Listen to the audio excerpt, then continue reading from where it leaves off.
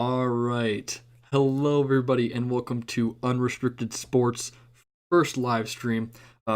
Today we are doing something a little special. We are doing our 2020 offseason review for all 32 NFL football teams. This is going to be a lot of fun.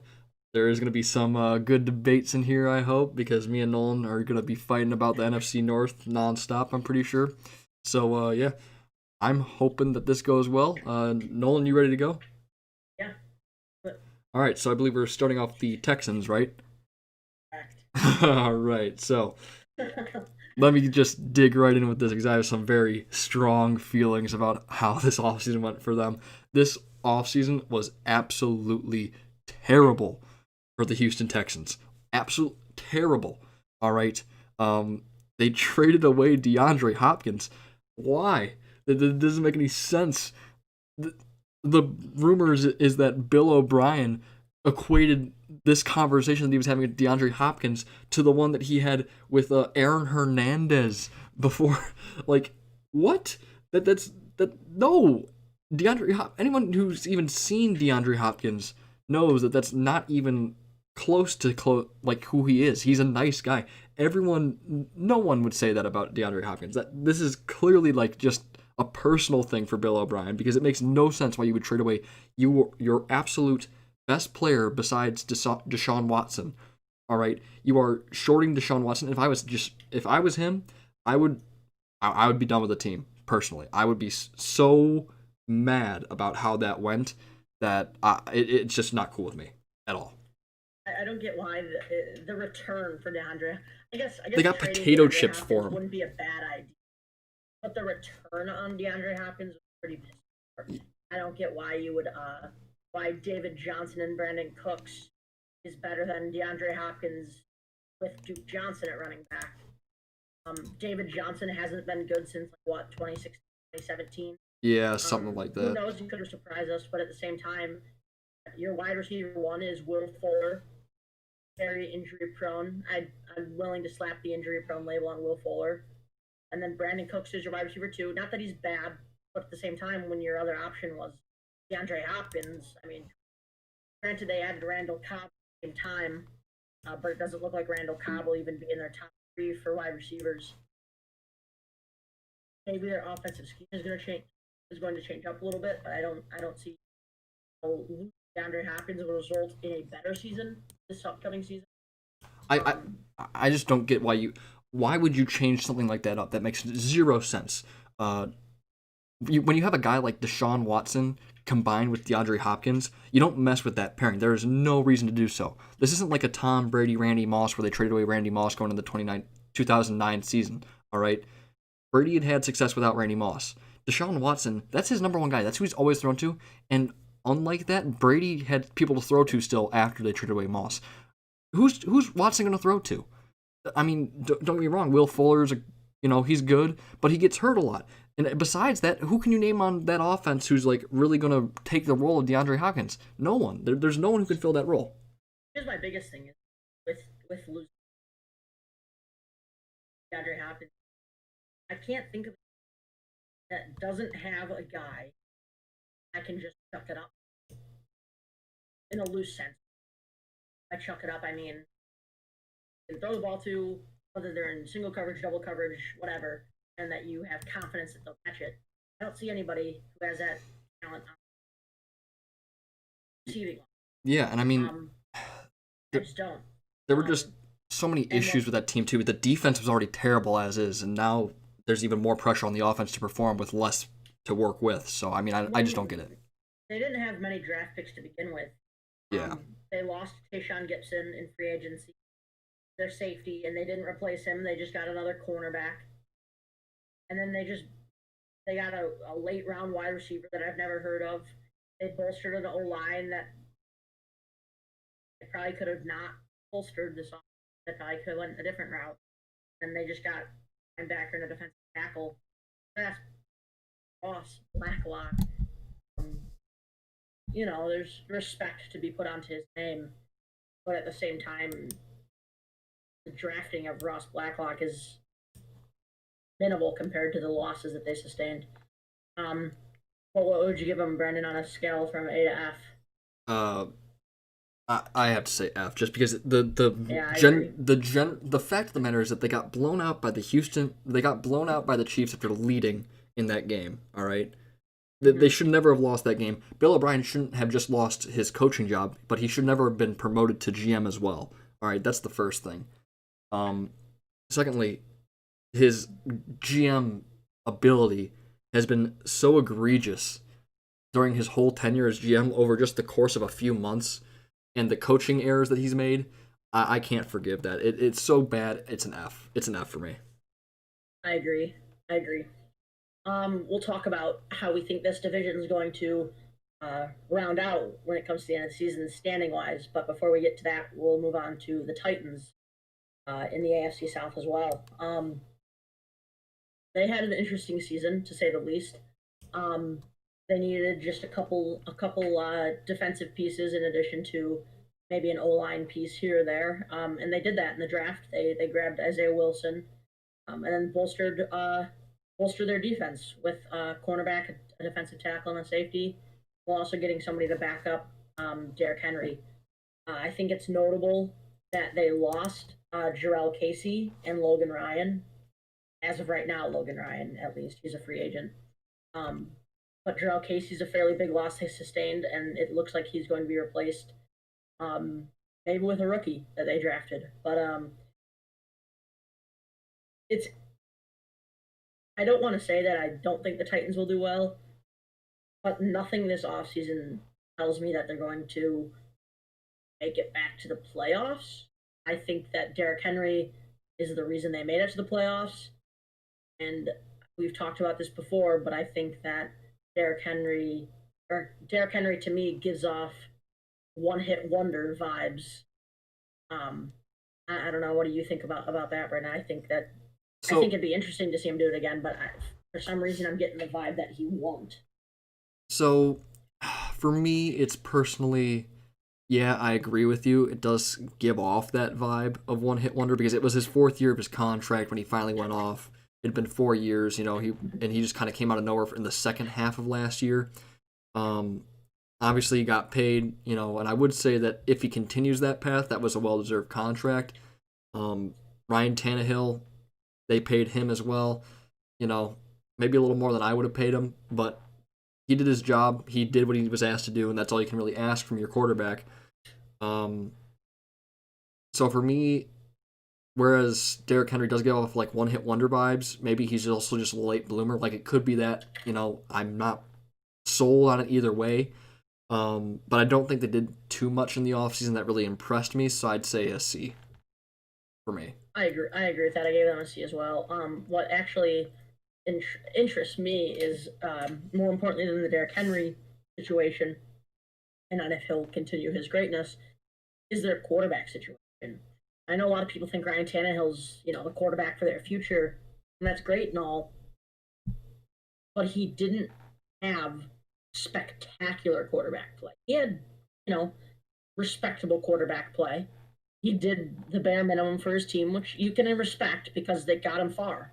Um, but I think having Cole McDonald, I believe Logan Woodside as your backup to Tannehill if Tannehill can't perform is a slight mistake, especially when teams start to figure out how to stop Derrick Henry because it's inevitable. Teams started learning how to stop Lamar Jackson. I, I guarantee you, teams have already have defensive schemes in place to stop Derrick Henry, which would put a lot of pressure on Ryan Tannehill to throw the ball to AJ Brown and Corey Davis, I believe. Which personally, I don't have a ton of faith in Tannehill's ability to not have a run game. Yeah, I mean, we've seen Ryan Tannehill before he had what he has now, and there is something to be said about his comeback, I guess you could say. Um, it's difficult for me to really put a finger on it because he wasn't really playing for great teams before he got to the Titans either. There's that you consider as well. Um, I don't think that Tannehill's a bad quarterback. I don't think he's an amazing quarterback. I don't think he's a great quarterback. I think he's just a good average NFL quarterback. who got put with a very subpar team for a very long time. So I don't think that they necessarily overpaid him. Maybe, like I said, it's more than I would personally give him. But if that's what they took to lock him down, I'd lock down a quarterback because once you find your guy, you have him. It doesn't matter if he's average or not. Right. I mean, obviously, if you're talking like Dak Prescott sort of situation here, yeah, I wouldn't pay him what he wants to be paid because that's just ridiculous. But Ryan Tannehill clearly wasn't asking for Mahomes level money or anything crazy like that, so I could see paying him that. But Yeah. for me, it's still a C. Agreed. Moving on in the same division rivals, we have the Indianapolis Colts. Their free agency intrigues me Interesting. For two reasons.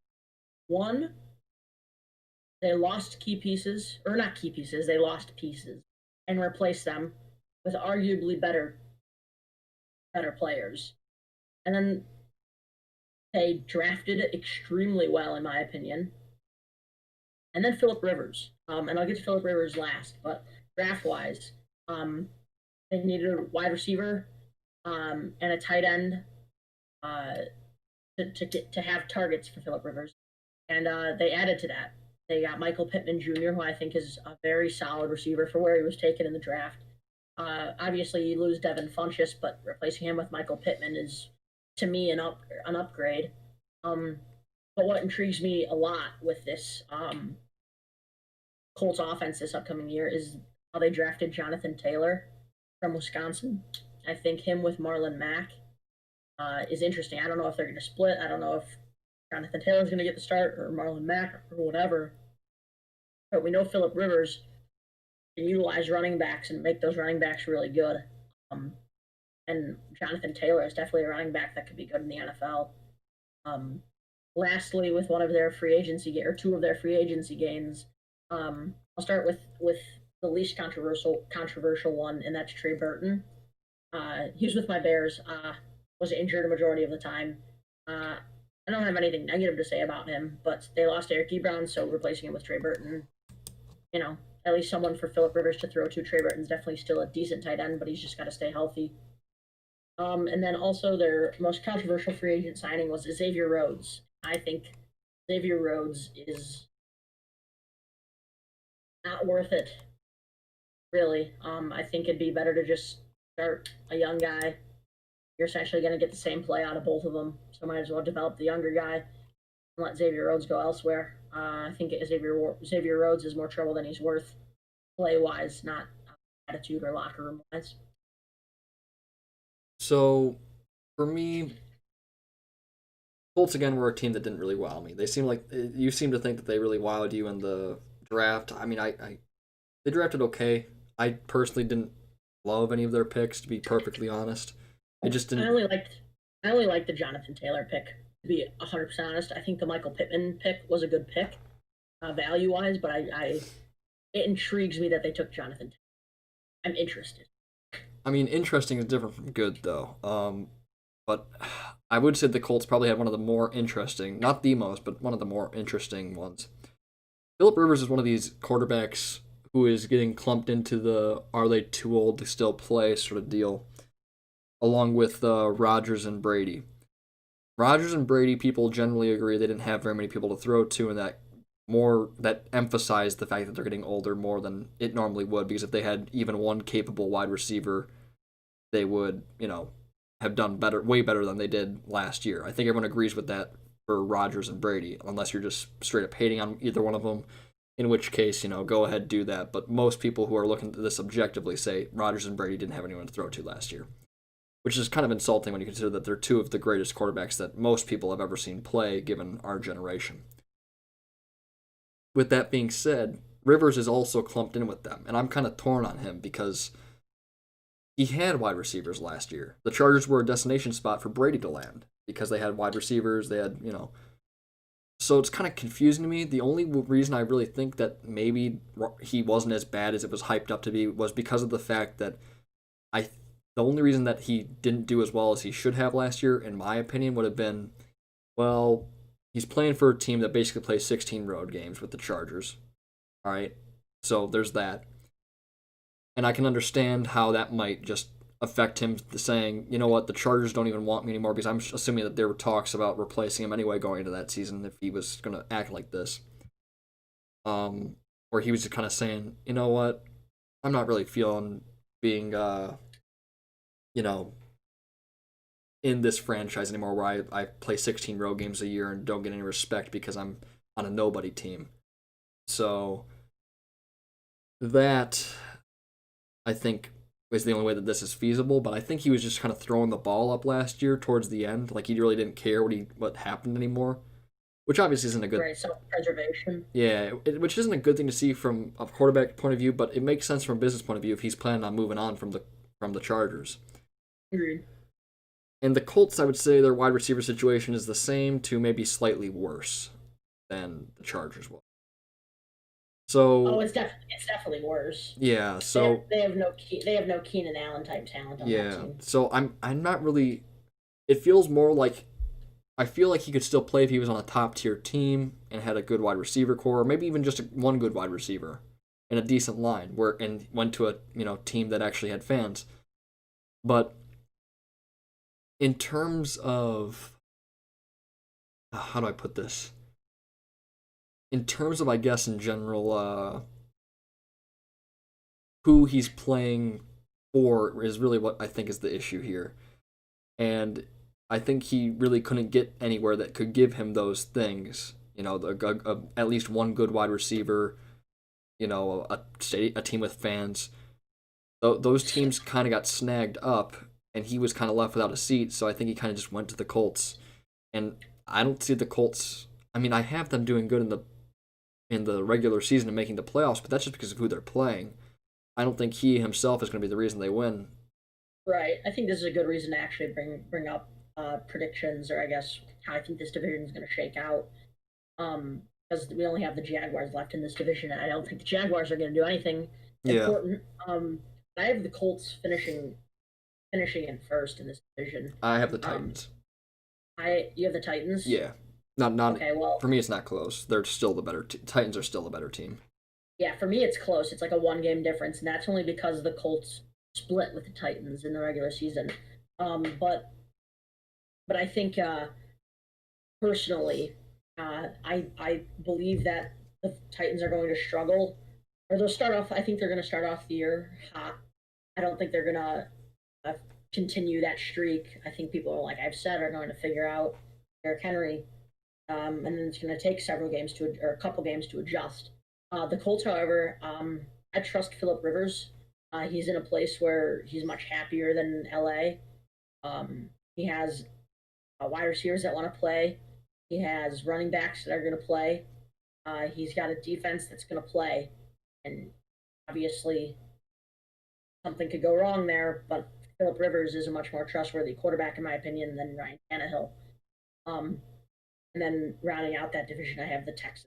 Jaguars fighting for last place. I don't think the Texans and Jaguars are going to be close, but I don't think the Texans are going to be any good. So, I mean, what grade do you give Colts then? I gave the Colts a B. Oh, I gave them a I C. like the addition.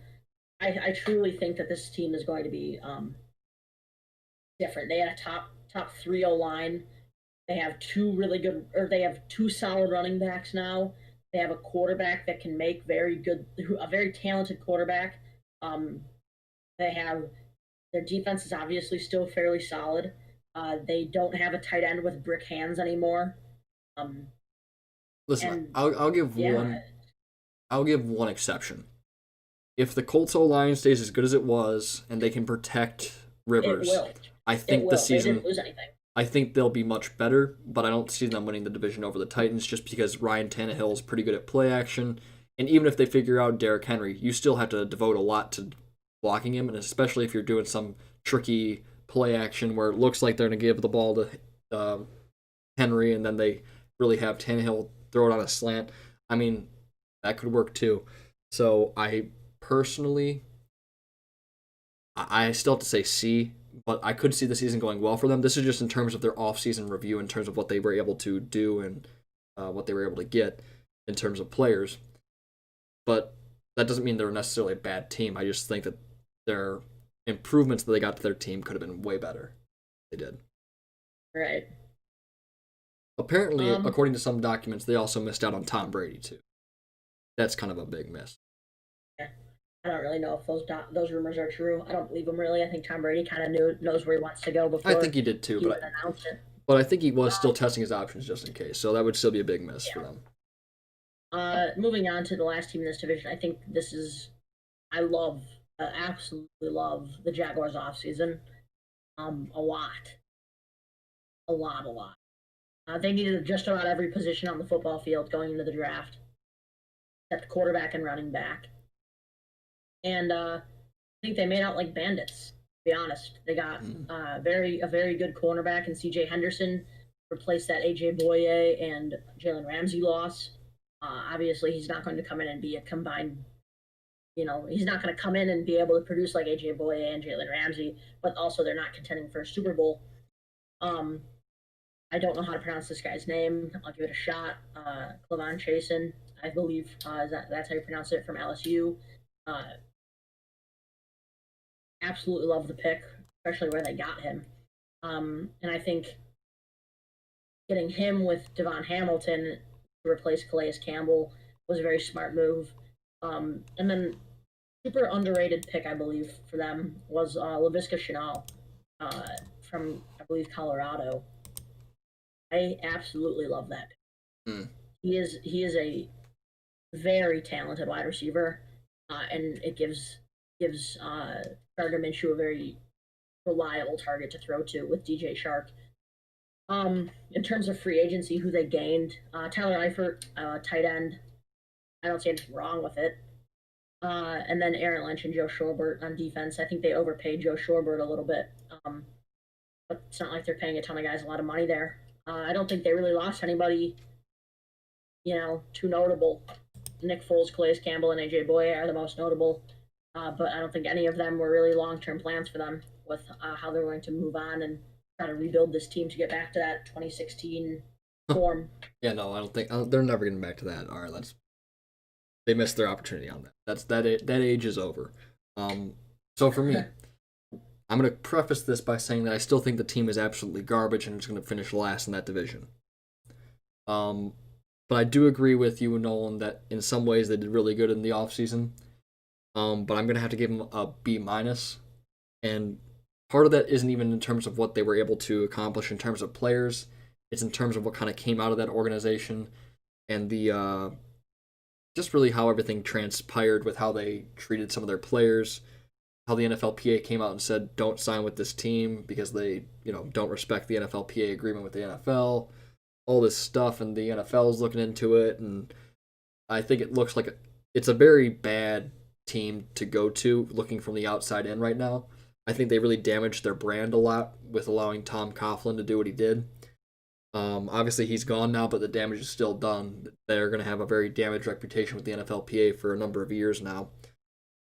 So for me personally, I'd say B minus because regardless of the players that they drafted and the free agents that they acquired, they could have probably got more people had they not been allowing such a environment to fester with Tom Coughlin.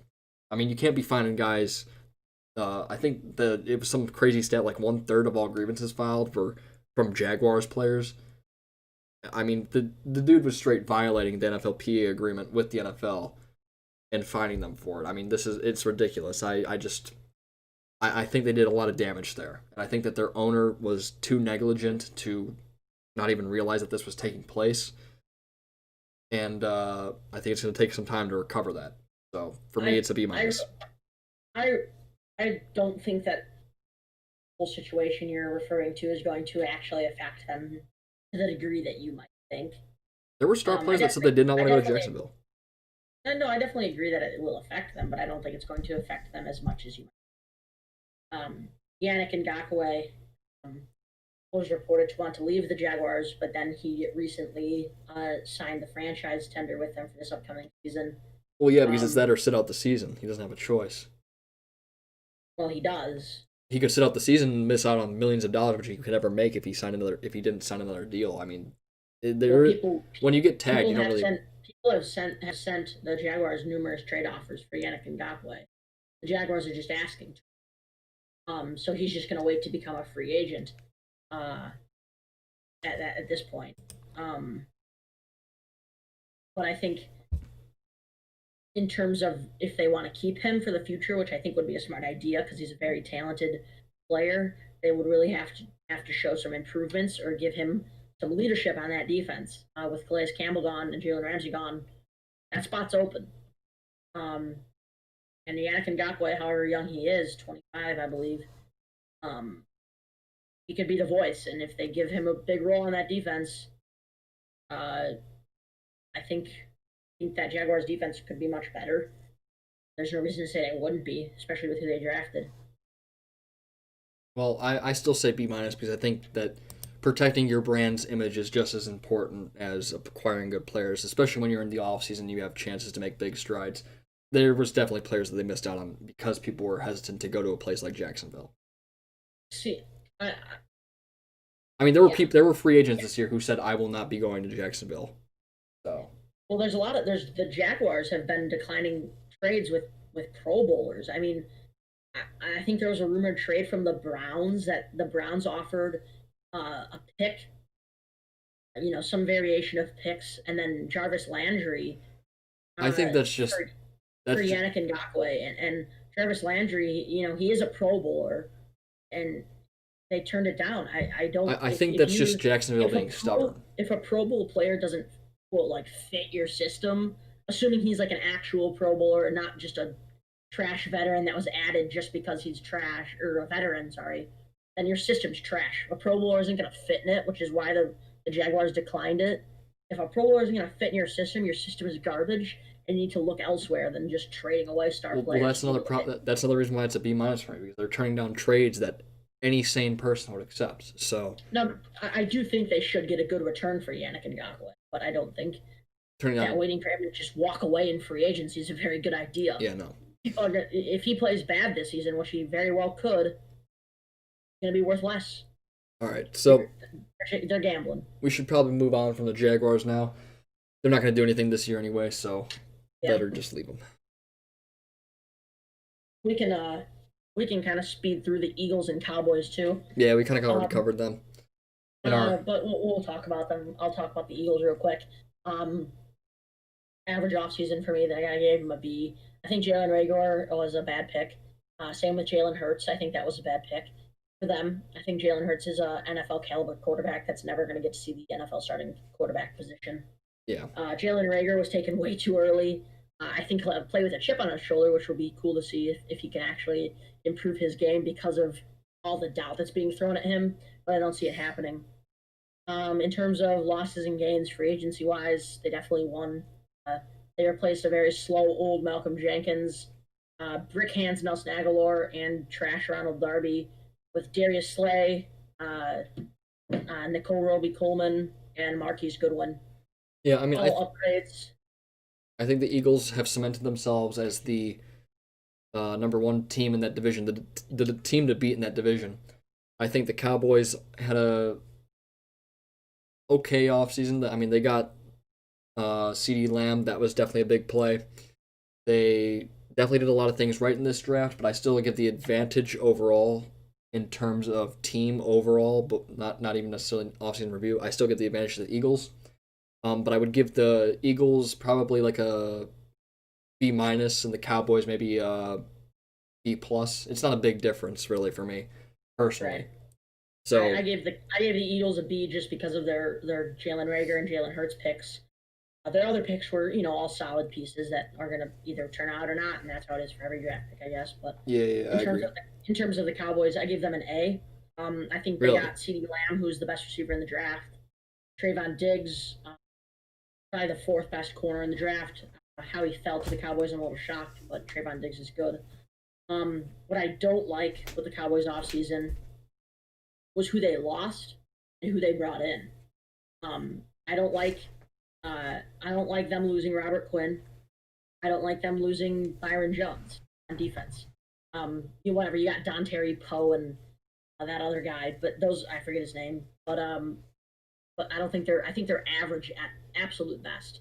Yeah. You replaced Byron Jones, not position wise, but just in the secondary with Ha Ha Clinton Dix, which it's an okay. It's Ha Ha Clinton Dix being brought in to be the voice of the secondary at least. Um, but my least favorite part of this entire offseason, and we've talked about this before, and if you want to hear more in depth about it, check out the NFC East video we did earlier with Devin. Um, but was the Dak Prescott situation. I don't like that he signed the franchise tag with them. I think, uh, I don't know. I I think don't they think it should was have the got a right deal move. done. Yeah, I think they should. If they wanted him, I think they should have gotten a deal done with them uh, for about as much as the franchise tag is gonna pay him for this year. I think that's the right price for Dak Prescott. Definitely no more, or not much more. But I think they really missed because if he plays well, he's gonna leave. Well, here's the thing for me too. This is for me solely on Dak. Jerry Jones offered him a very generous offer, um, especially for what he's really done.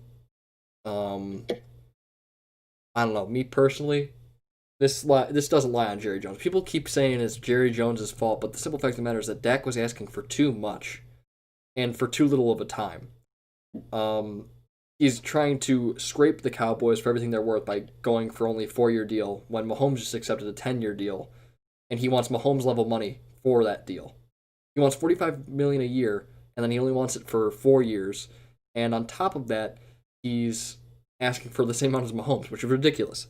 I mean, we all saw that article that was written about how he wanted 45 million. That's ridiculous. He shouldn't even be scraping 40. He should be 35 to 38 max. And the simple fact of the matter is Jerry Jones offered him a deal that would have made him, at the time, if he had accepted it then, the highest paid quarterback in football with the most guaranteed money ever, and he turned it down.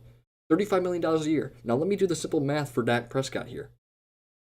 35 million would have been for this year, 35 million next year. Dak Prescott can be franchise tagged for this year and next year, and guess what? He won't make that amount of money. He could be franchise tagged 2 years in a row now, and he will not make 35 million and 35 million. He won't make more than that because that's 70 million right there. He wasted millions of dollars because he couldn't agree to one more year with the Cowboys. That would have made him the highest paid quarterback in the league's history. It's ridiculous. The level of.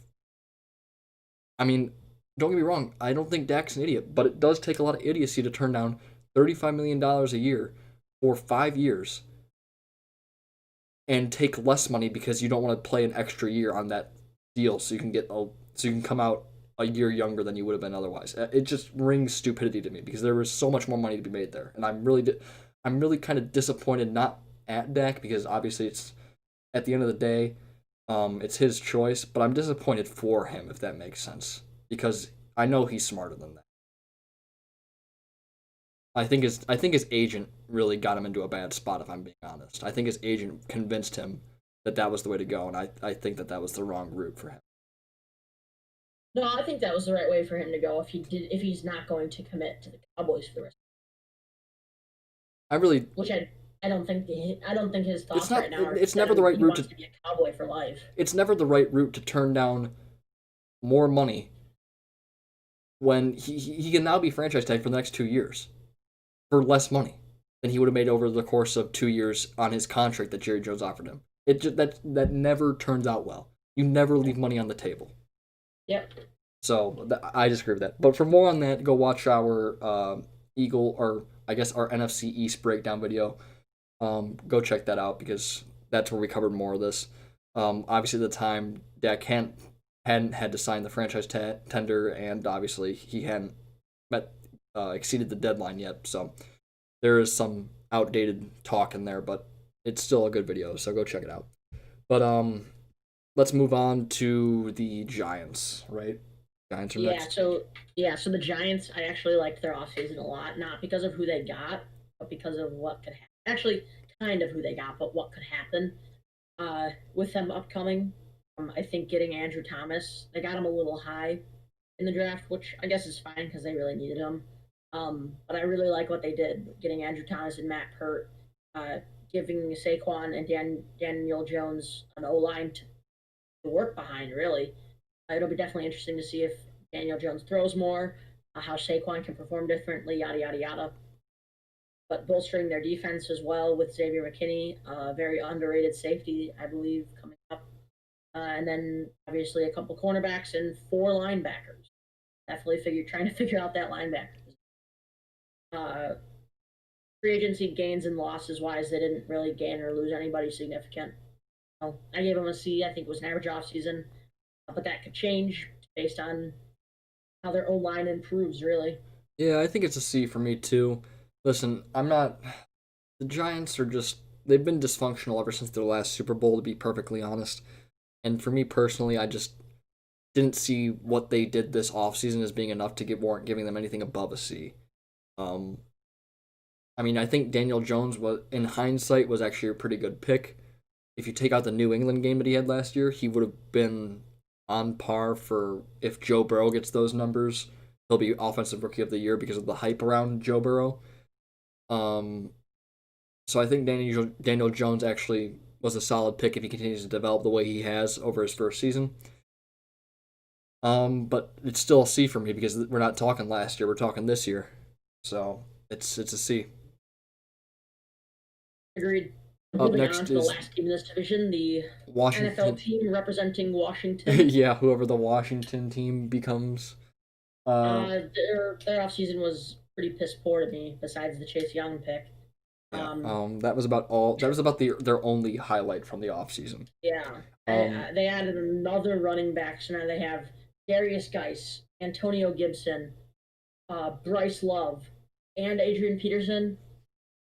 Obviously, Adrian Peterson's on his way out soon, but now you have three running backs. I don't, and they barely used Bryce Love. Darius Geis is coming off of an injury. It's just you took him too high for what he's even gonna do for you. And I don't think he's gonna do anything. Uh, and they lost not to their gains were minimal. They added Ronald Darby, meh. Thomas Davis, who's getting up there, slowing down. Uh, but my biggest problem was the whole situation revolving around Trent Williams. And I don't want to get into the front office politics of it because there's a lot of issues with the Redskins front office. But the way they handled that Trent Williams thing, and then also what they gave up for him, yeah. a Well, bag of sand for Trent yeah. Williams. I mean, uh, so. Oh, by the way, they're no longer the Redskins. They are the unnamed team, the only unnamed team about 10 days out from training camp starting. So that's great. Did I say Redskins? You did. Oh, I'm sorry. No, No offense. no, I don't think anyone cares. It's going to take a while to get used to the fact that they changed their name after so long. Okay. Um, so here's the thing for me. Before you consider everything else, their offseason was an F. Because Chase Young was the only thing they did all offseason in terms of football. Then you consider what happened with Trent Williams. How the team doctor told him that the bump on his head was nothing, when it was actually cancer that was inches, literally centimeters away from his brain, according to the doctors that performed the surgery. He then sits out the season, and I believe he also got fined for having the surgery too, if I'm not mistaken. And he got fined for sitting out the season because he didn't trust team doctors, and gave. I mean, that was a terrible look for the NFL. I think he won his money back. I think he probably filed agreements with the NFLPA, and I can't see how that wouldn't go in his favor given the situation and how bad it was for the NFL to look like, oh yeah, one of your players nearly died from cancer because your team doctor was underqualified. Then you get into the disturbing allegations out of Washington that I'm not going to touch because it's way too bad for YouTube to. I don't feel like having this video taken down. But we all know what we're talking about in terms of the cheerleader trip down to Mexico for the quotation marks photo shoot for sponsors. Then you have the allegations by individuals who were inside that building as media workers and PR people and like a lot of people from different positions in that organization, which are disturbing. Then you have the uh, allegations of cheating from that team, which is mind-boggling that a team could cheat and pay the refs and still be that bad. Then you have the allegations of drug and alcohol abuse inside that franchise. And it becomes a very disturbing scenario for the whole league. And I think that the Washington team, regardless of what it changes its name to, is going to have a long time before it becomes a desired place for anybody to play, which is I am, a real shame. I am intrigued. I want to move on from the Redskins because there's not much to talk about. We got a lot of The other teams to Washington cover. football team. Yes, I'm sorry. The Washington football team. I'm intrigued by their pass rush now. Actually, Montez Sweat is healthy, and he was highly talked about last season when he got drafted. But him and Chase Young, I think, are uh, interesting on a team together. I think they could be really good until they request contracts, because I think once they want contracts, one of them is going to be gone or both of them. But that's Yeah. it. The way this division shakes out, I would say Redskins definitely in last, Eagles definitely in first. And I think the Cowboys and Giants are battling for a possible wild card spot. Yeah. I mean, it's going to be between the Eagles and Cowboys. I have them both going 8-8, so it's going to go to one of the two. But I have Eagles beating out the Cowboys in terms of points scored. So we'll see with that. Obviously, the NFC least got even worse, and then obviously it's also becoming a black eye for the NFL to have to deal with now as well. So never a Yeah, great situation. Terrible look for the league, and I don't think just a Roger Goodell's very happy right now. just a problem division. Yeah, honestly. Anyways, moving on to another problem division in the NFL with the Steelers, Browns, Ravens, and Bengals in the AFC North. We'll start with the Ravens. Uh, I like their offseason. I don't think they really needed much to make them a better team, but I like their offseason. It was less of a impact now and more of an impact down the road type of team, I believe. Um, but I like the J.K. Dobbins value there with Mark Ingram. I think that's super good backfield now. I like the Calais Campbell signing. Obviously, Calais Campbell's a very elite player. Signing him definitely wouldn't be a bad for any team.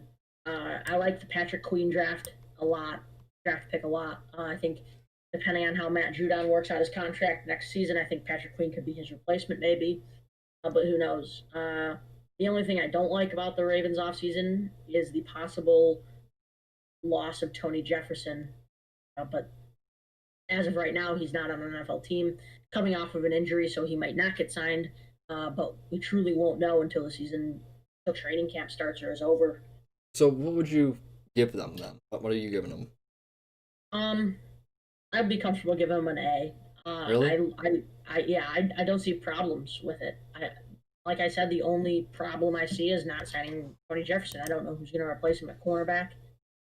Um, but obviously they have something in mind if they're not going to sign him yet. For I me, don't see I don't see anything wrong with any of their draft picks. for All me, their draft it's picks were good a value. I gotta say C just because I'm not overly impressed. Obviously that's not a grade on the team itself. That's a grade on what they did in the offseason. I know I have to keep clarifying this because someone's gonna jump ahead and see the Ravens and I say C and they're just go off in the comments. Okay, I know, bud. Your team is pretty good. Your team is good, but in terms of what you did in the offseason, it's okay. It's a C. What do you dislike about it? There's nothing I dislike about it. It's just You just don't think anything pops off the page. no. It's just average. It's a C. C's are average. I guess yeah, I guess I could see how you would see that, but at the same time, I mean, you're getting projected, obviously, so it doesn't mean anything, but projected one of the best fantasy running backs in football next season in J.K. Dobbins. No. Um, I don't know, man. I truly, like seriously, I don't know. Like, I don't know if he'll be good or not. I'm just reading what the professionals say. People But I were truly raving about think J.K. Saquon. No, Dobbins no like a one's good raving about. value pick. People I were think raving that about Saquon. I think J.K. Dobbins is like the second or third best running back in this entire draft. And I also, like I said, it's not an impact the team right now kind of a draft for the Ravens. It was definitely an impact the team in a couple years kind of draft for them. But I So, gave them an A. so I'm gonna give him a C just because nothing. A's for me are if you improve your team to a Super Bowl contender slash playoff maker when you haven't made done in a while. B's are I improved the team enough to stay in the playoffs, and I improved a little bit more. And C is just that I maintain and I'm going to do whatever I did last year. So for the Ravens, that's not necessarily a bad thing. But in a division where I think a lot of improvement is going to go on this offseason, it might not be good to just stagnate. So I give them a C. Just to clarify how I grade, I guess this was probably something we should have covered at the beginning, but it's all relative to what the team needed going into the draft and what they got out of the draft, and then B, in relation to other teams in that division, and then C, what like some expectations are for them. Yeah, it's Um, sort of a combo. but moving on to the Steelers, interesting offseason for them as well. They're getting Ben Roethlisberger back, so no more third string quarterback That's a big uh, plus for them. Very there. big plus. That's a huge plus for them. I They agree. went 8-8 Uh, with Duck Hodges and Mason Rudolph. So I mean, yeah, 8-8 with them. I'm scared for what Big Ben's about to do up there. I yeah. think that there's no way that he is With worse than the those guys. addition of Chase Claypool, I love it. I think Chase Claypool's a steal. Chase Claypool and Cole Kmet were the entire Notre Dame offense, and the Steelers just got half of it. So I think that was definitely a steal to pair him with Juju. Then you have to consider the fact that they maintained their defense that Exactly, was so good and then last year. they improved the tight end position with Eric Ebron, and they lost just about nobody. So I don't see anything wrong with this. I gave them a B. The only reason I gave them a B is because I don't think Duck Hodges or Mason Rudolph is their future quarterback.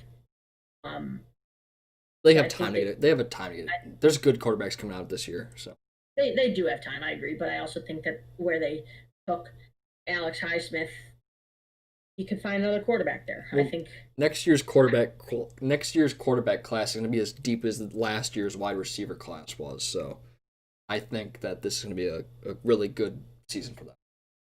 I agree. I agree. Give him a B. I Anyway, would give moving him on. I would give him a Talking B. about. All right, go ahead. Oh, I was just saying I'd give him a B too. Okay. I agree with that. I also gave the Browns a B. I think with this new head coach, mainly, this is the whole point I gave on B. Their offense is going to be improved and interesting. With the addition of Jack Conklin, I think bolstering that line is super important for Baker Mayfield. Draft wise, I see no problems with who they drafted. What really bothers me with the Browns free off season wise, or not bothers me actually, I like it, is the signing of Case Keenum. I think it's good competition and a backup in case Mayfield doesn't work out. Yeah. I agree. I agree with that. I will say, hot take. I think this might be Baker Mayfield's last chance. It can't be his last chance. He's never had a whole year with one coach, more than 1 year with the coach.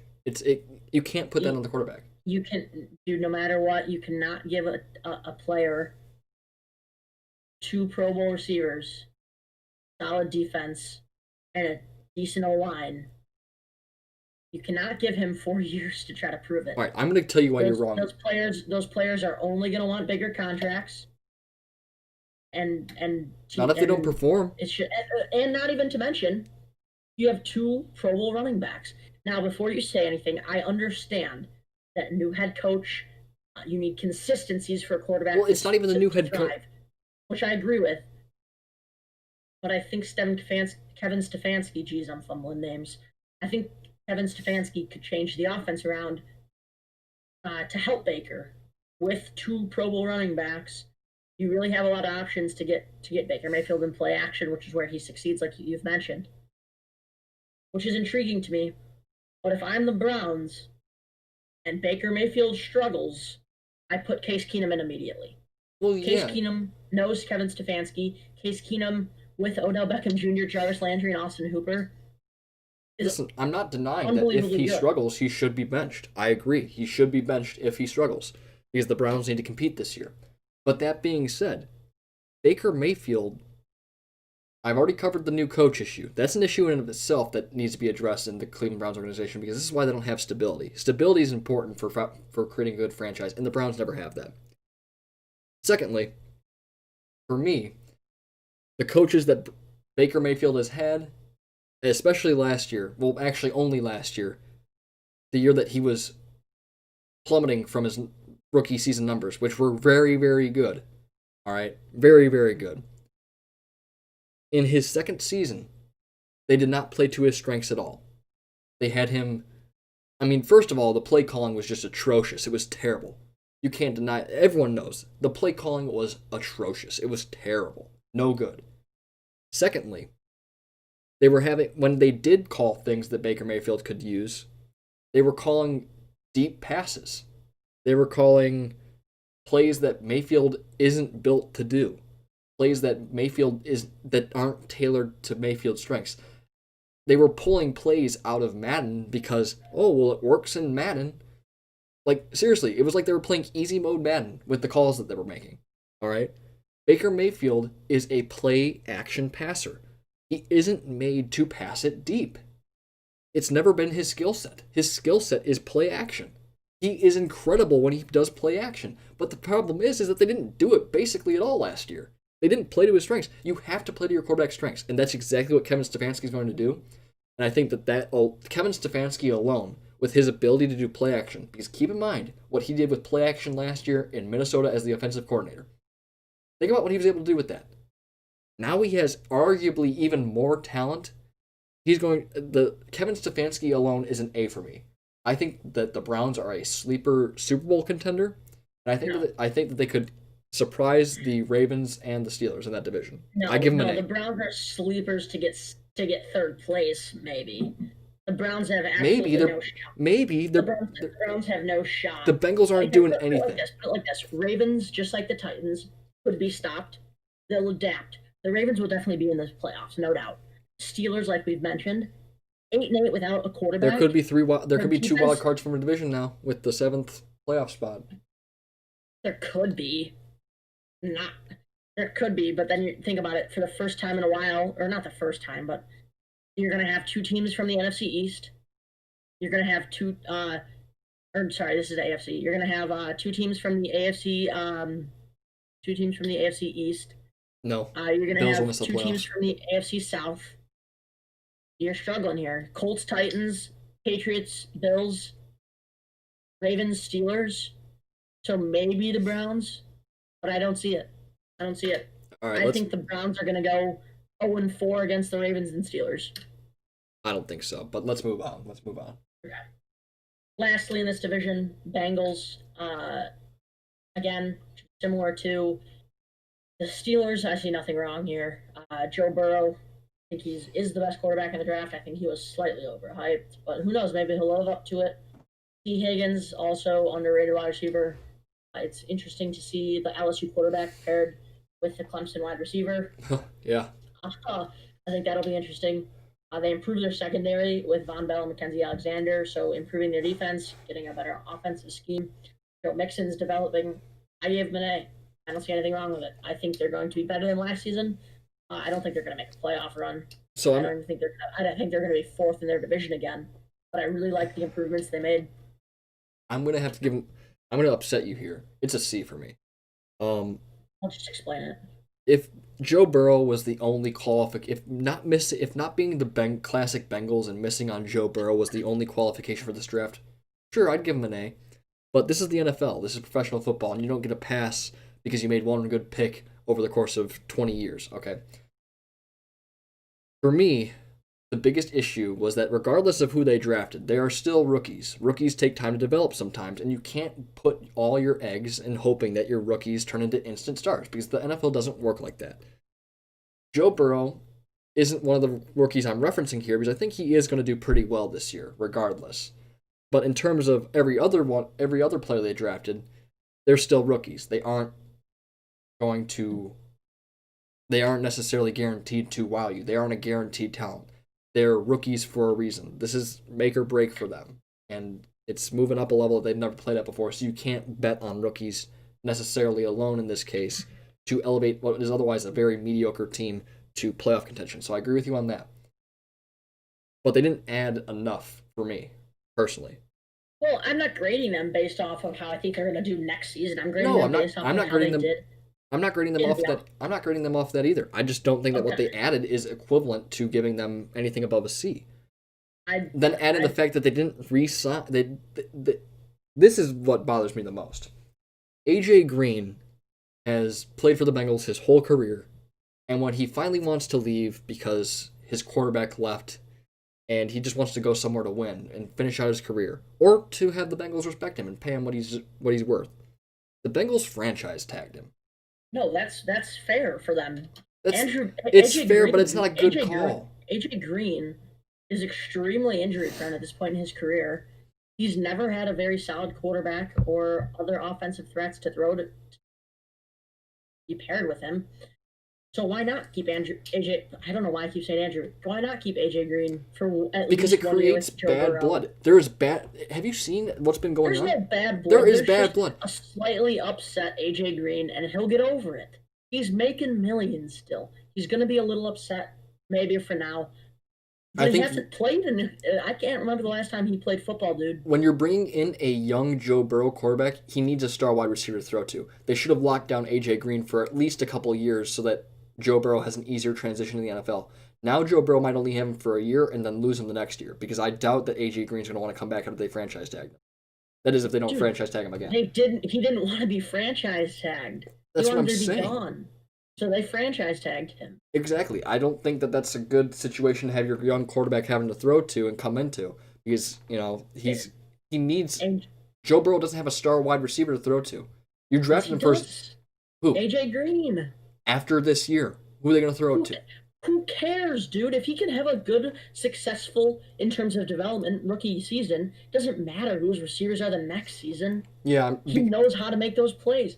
Higgins is going to develop fast. No. He's an NFL-ready receiver. A young wide. Not to mention, they have John Ross, Tyler Boyd. It's not like this is their first season in the NFL. A young quarterback needs solid wide receiver help around him to help him develop. And if AJ Green leaves next year, which he probably will if he doesn't get tagged, he doesn't have solid wide receiver help. He has below average wide receiver help. Yeah, obviously, but it doesn't. I don't see the negative in franchise tagging AJ Green. Who cares if he gets upset? I just think that they need a long-term wide receiver option for Joe Burrow, and they didn't get that. And that's what T. Higgins, John Ross. I don't see any of those guys becoming. They're there for. I don't see any of those guys developing very far. So I mean, would you have seen Tyreek Hill developing into what he is now? I think everyone knew. Well, he was always a fast guy, so yeah, I could see that. But he was taken in the 5th round, dude. Yeah.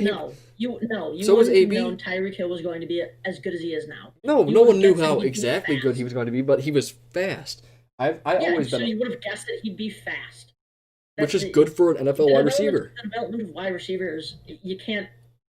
It's impossible. It is literally impossible. Listen, for to me, determine if they're going to develop good or not. For me, I just don't like their picks. I don't like their picks. I don't think it's a good mix, and I think that it's being overhyped, and I think that that team is too young and too flawed to do anything to warrant having a good grade. They didn't do well this offseason. Joe Burrow doesn't make it an A, all right? That's a normal pick that any sane franchise would make. To be honest with you, I don't even care that they got Joe Burrow. What? Joe Burrow's the highlight of their draft. That's the one thing that they did right for the first time in forever. Their defense got insanely better. They drafted extremely well. They lost nothing of importance. You do realize that saying that the Bengals lost nothing means nothing? An extremely good year next year. Well, I guess we'll see. You'll see. I don't like. I give them a C. I don't like their offseason. I think it was bad. Let's move on to the worst team in the NFL, New Orleans Saints. Yes. I hate the Saints. Yeah, I hate this. Biggest crybabies in the NFL. We'll get this done quick. I gave them a C, just because of who they brought in. Getting Emmanuel Sanders, I think, was really good to try to take some pressure off of Michael Thomas. They bolstered their all-line with Cesar Ruiz. I like it. Losing Ted Ginn and Teddy Bridgewater doesn't really matter right now because they have Drew Brees. But yeah, nothing really pops off the page. I don't think they're going to even finish first in their division. Yeah, I absolutely hate. In recent news, Madden gave Michael Thomas a 99. Oh god, I hate it. Yeah, I don't like it. His deep route running is a 99 overall. That's ridiculous. He isn't a deep runner. He doesn't. No, that's ridiculous. They only gave Michael Thomas a 99 overall, so he wouldn't go crying online. Because Devontae Parker exposed him for what he actually is. Yeah, he's a Julian Edelman. He's a Julian Edelman who has a Tom Brady equivalent. All right, so Tom Brady lesser. Yeah, well, yeah, yeah. Tom Brady mockery. So, Saints fans, you might be wondering, why does this guy hate the Saints so much? Well, first off, Bountygate, where you knocked Brett Favre out of the playoffs, taking his head off, late hits every play, and the refs weren't calling anything. Yeah, everyone remembers that. All right, his one, it's disgusting to me. It was disgusting. You were trying to hurt other players, and Drew Brees knew about it. Okay, you think he didn't notice that other guys were talking a little bit on the side about, oh, I made some extra cash. Come on, people talk in the locker room. He knew. He knew. Don't play innocent with me. He knew. All right. That goody two shoes Boy Scout vibe he gives off is just and it's an act. It's an act. All right. So that's Let's why. move on. I hate the Saints. Well, Dude. no, I have to explain this. I would have given the Saints a B, but then Tom Brady and Gronk came to town with a team that had all the weapons, but was just missing a guy who wouldn't throw 30 interceptions in a season. They added Emmanuel Sanders. Yes, that's pretty good. But when you have a team of the Bucks caliber finally get a quarterback that isn't going to throw 30 interceptions, you're in a bad spot. Adding Emmanuel Sanders is not going to stop the Tampa Bay Gronkaneers, all right, when they line up Mike Evans, Chris Godwin, Cameron Brate, OJ Howard, and Gronk on the outside. What are you going to do then? Who are you going to double team? Because half of those guys are must doubles. Marshawn Lattimore, I hate to break it to you, Saints fans. Overrated. Oh, yeah, and also... Good. Overrated. So, and then on top of it, today I see an article. Janoris Jenkins apparently didn't get the memo about what Tom Brady-led teams do when people run their mouth before the season. Janoris Jenkins said, well, right now it's all on paper. They have to put it into play because it's all on paper right now. Something along those lines. I have the full quote saved somewhere. Buddy. Is Janoris Jenkins on the Saints? I forget. Yes, he is. They're the kings of having irrelevant secondary players. Janoris Jenkins and Malcolm Jenkins are... Listen, I don't care. I don't care what Janoris Jenkins thinks. Chris Evans and Mike Evans and Chris Godwin. Jeez, it's so easy to mix up their first names sometimes. Those guys have proved themselves on paper. All right, so I don't know what stats you're looking at, but those guys actually lit you up last year in a couple games. You didn't win. They didn't win, but they lit you up. All right. First of all, second of all, Tom Brady has everything on paper that you could possibly write down in terms of what he's accomplished. So I don't know what he's talking about on it's all on paper.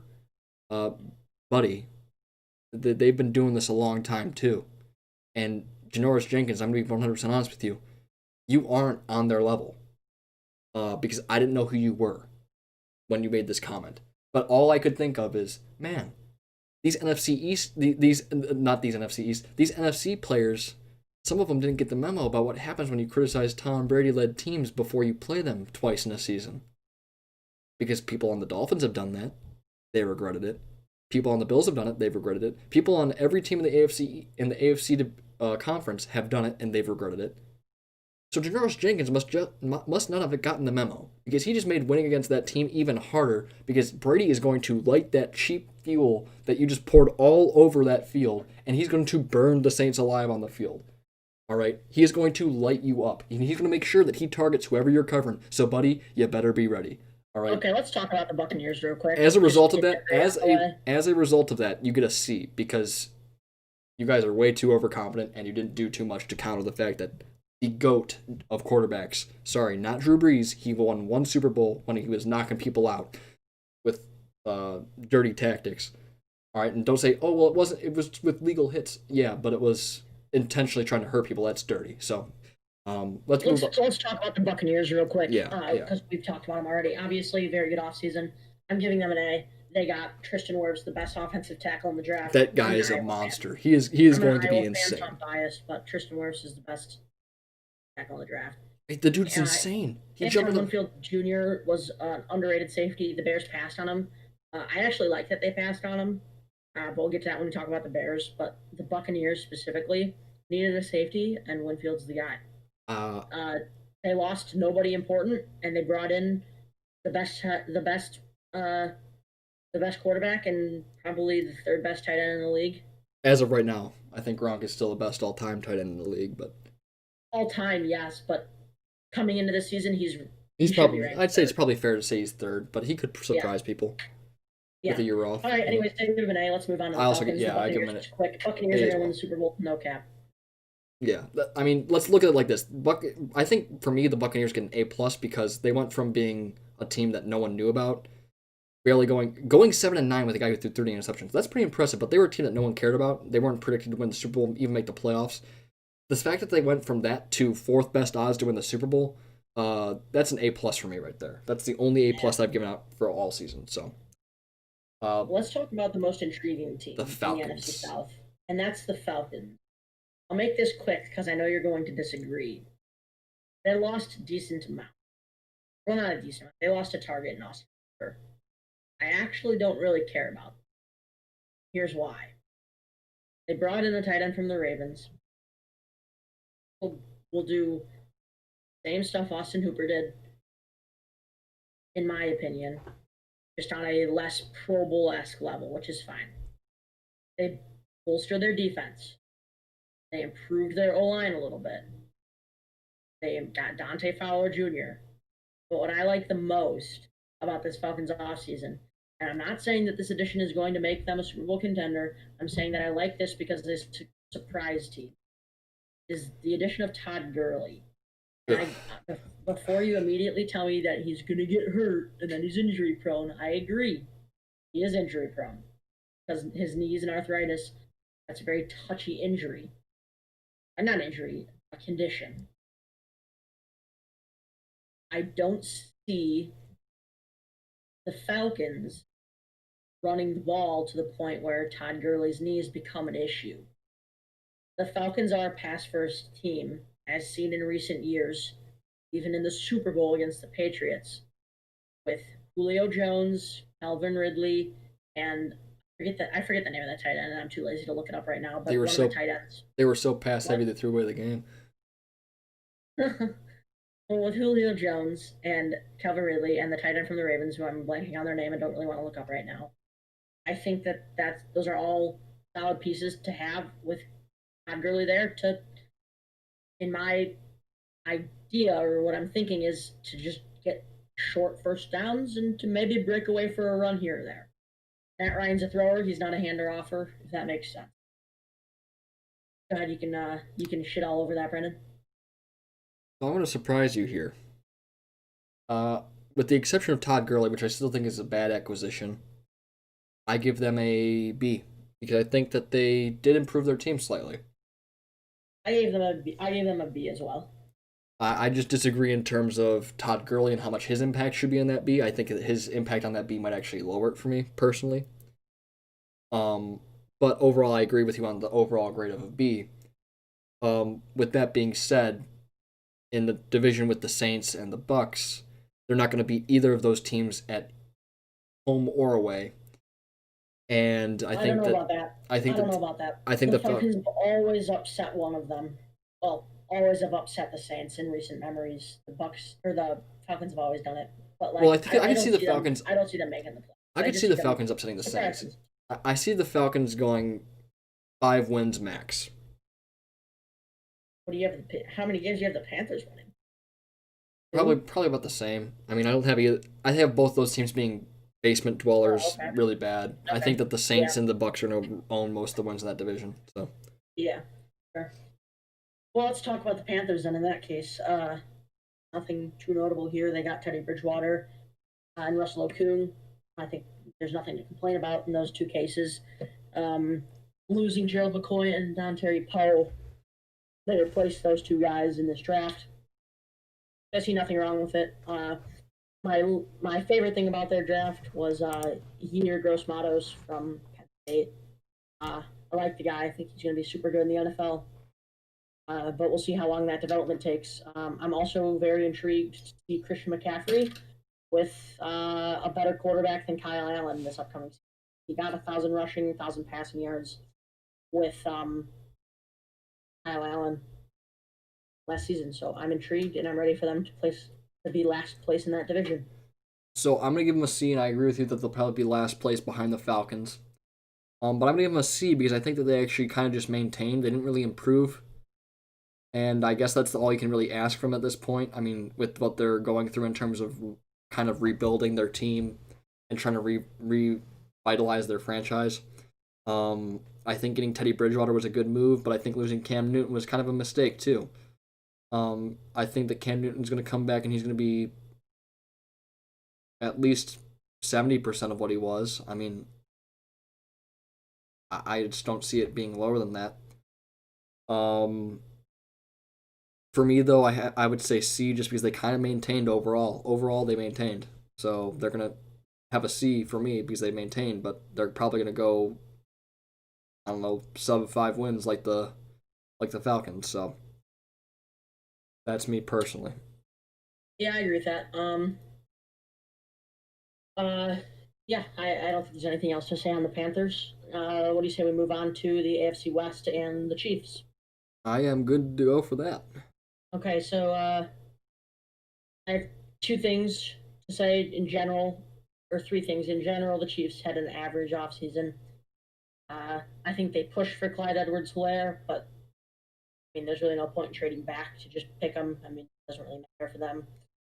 My second thing was their free agency signing. I guess their Patrick Mahomes and Chris Jones signing. I We've talked about this, so definitely check out the Patrick Mahomes contract video because I don't want to repeat myself too much. Um, but I disagree with, from the Chiefs' standpoint, not from Mahomes' standpoint. I disagree with the amount they gave Mahomes. It's not affecting them this season, so that's why they were able to re-sign Chris Jones to the contract that they signed him to. But I disagree with the Chiefs signing Mahomes to that much because when it starts affecting them, uh, in a couple of years, they're going to have to resign guys like Tyreek Hill, guys like Damian Williams, Travis Kelsey, Mitchell Schwartz, their O line, and defensive players, Tyrann Mathieu. There's guys all around that team that are going to want Mahomes-esque money for their position, if that makes sense. So they're going to want top-notch pay for their position, and I don't think the Chiefs are going to be able to afford it. And that's a team with what's a team with a good quarterback that has no receivers, you know? So Just like that's a prime example. New England Patriots. Last season, I don't think it's any secret that the defense brought them to the playoffs. Tom Brady did what he had to help that offense get points on the board. but with no But wide receivers, he struggled. But the Chiefs' defense isn't anything notable. Yeah. So that's my reasoning for a C. Don't So ask me any questions. I will be right back, so you can give your feedback on the Chiefs. I have to go get a water bottle. all right, that's cool with me. So I'm gonna give my little breakdown here alone, but I'm kind of conflicted on this. C for me too, just because they maintained. It's not because I think that anything they did was bad in particular. C because they maintained everything. They didn't really add anything that was outstanding that would give them a B. Because keep in mind, my protocol for grading is, B and above is if you improved your team beyond what they were last year. I think they just maintained, so is C. I do I do see Nolan's point of the cap space being an issue. That with Mahomes' contract and Chris Jones' contract, I could see that becoming a cap problem if they don't plan well. And I say that because if they plan well, they could predict how much they're going to have available based on who they sign. I think that signing Mahomes to a long-term deal for that much money is only good if they plan for it. If they say, I don't know, say they know that Tyreek Hill's coming up and he's going to want some money. Well, Tyreek Hill knows how much Mahomes is taking, and he knows it gives them more stability in that sense. They know how much is available, and they know how much is realistic to ask for. So I think in that regard, it could actually turn out well for the Chiefs, even though Mahomes is taking up a lot of money because of how long it's for. They have more time to plan that out, and they have the ability to kind of project how much cap space they're going to have immediately. Like they know how much cap space they're going to have left after Mahomes takes his money 10 years from now. And I think that that's actually a positive because they know how much they're going to have available after the fact. I think it will help them plan out a little bit potentially. Now, if they don't plan If it out, I'm if they don't plan it out well, then yeah, it's going to be a problem, and I wouldn't like that contract for the Chiefs. But if they plan it out well, they could actually do pretty good with it. So, Yes, but if I'm Tyreek Hill and Travis Kelsey and Tyrann Mathieu and their entire offensive line, and I see how much Mahomes is making, I go, oh, I wonder why Mahomes has so much time in the pocket. I wonder why Mahomes can throw left-handed passes that are really shitty, um, but still go for a lot of yards. It's because of who he's throwing to, who's guarding him from the pass rushers, and those players aren't oblivious. They know that they're good. yeah, You know, Travis Kelsey knows he's arguably the number one tight end in the league. Tyreek Hill knows that he's the fastest wide receiver in the league. Tyrann Mathieu knows that he is the most valuable part of that Chiefs defense.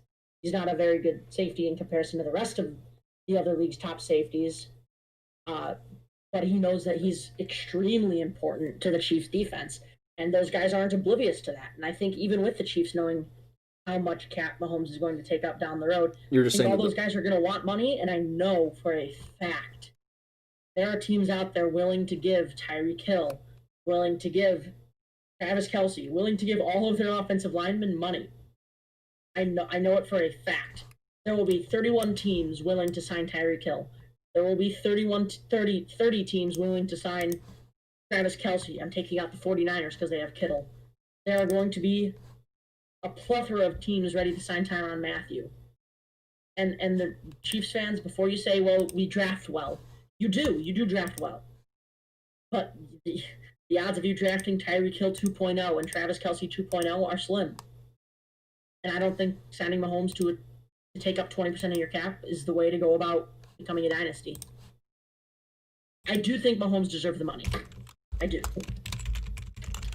But I gave them a C, so I think it's time that we move on to the Broncos. All right, sounds good. We are experiencing a brief buffering issue. I think it's coming back now. It's fine. We can keep recording. It's just that people are going to have a brief period of buffering. So if you guys are seeing this, we just kind of have to wait this out. I'm not really sure what's going on here. It was just a Discord issue. The Discord issue is fixed now. It was no, it's not Discord. It's a bitrate issue with the stream, but it's fine. Yeah, I see. So we'll figure that out. That's okay. It should sort itself out. If not, well, it looks like it's all fixed. The whole video will be up and be ready to go after. So, moving on to the Broncos. Yep. I'll keep this one short because I know you're going to have to refute my claims at the end here. But the Broncos, I liked their offseason a lot. Jerry Jeudy, KJ Hamler are two of the best receivers in the draft. They got one of the best centers in the draft in Lloyd Cushenberry. They improved their defense with Terrell Casey and AJ Boye, so now their defense is extremely scary. Not as scary as the Bears' defense, but still scary. And then Melvin Gordon, because we don't know if Philip Lindsay can handle the full workload. One thing I will say about the Broncos is I don't know how much faith I have in Drew Lock. I wish all the best to the kid. Obviously, I don't want any quarterback to do bad, except Aaron Rodgers, Andrews, and Matt Stafford and Kirk Cousins. But for Drew Lock, I just truly think that that he's not going to pan out in the way that Broncos fans hope. And before you go into what you think, I give him an A, by the way.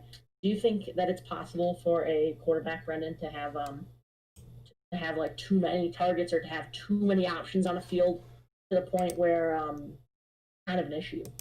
I think it's especially in a young quarterback like Drew Lock. I would say not just in general. I would say only for a young quarterback. In terms of older quarterbacks, they have the persona, they have the reputation, they have the experience to not be questioned.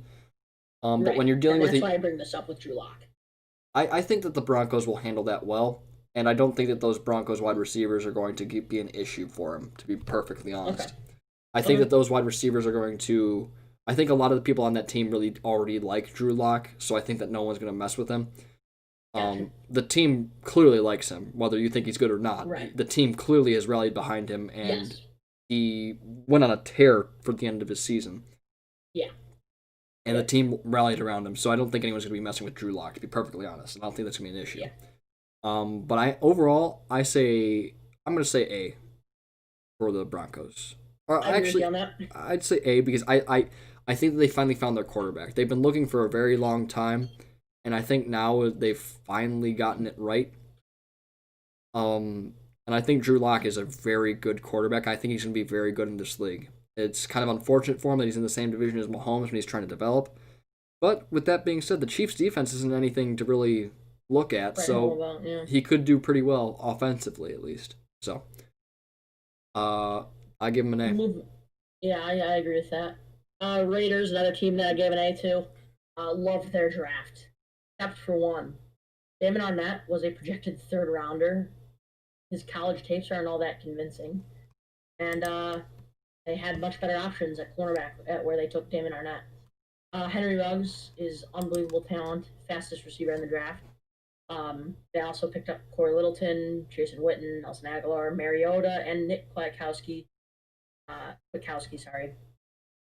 And lost just about nothing. So there's a lot of hype behind this team, and a lot of expectations to do well.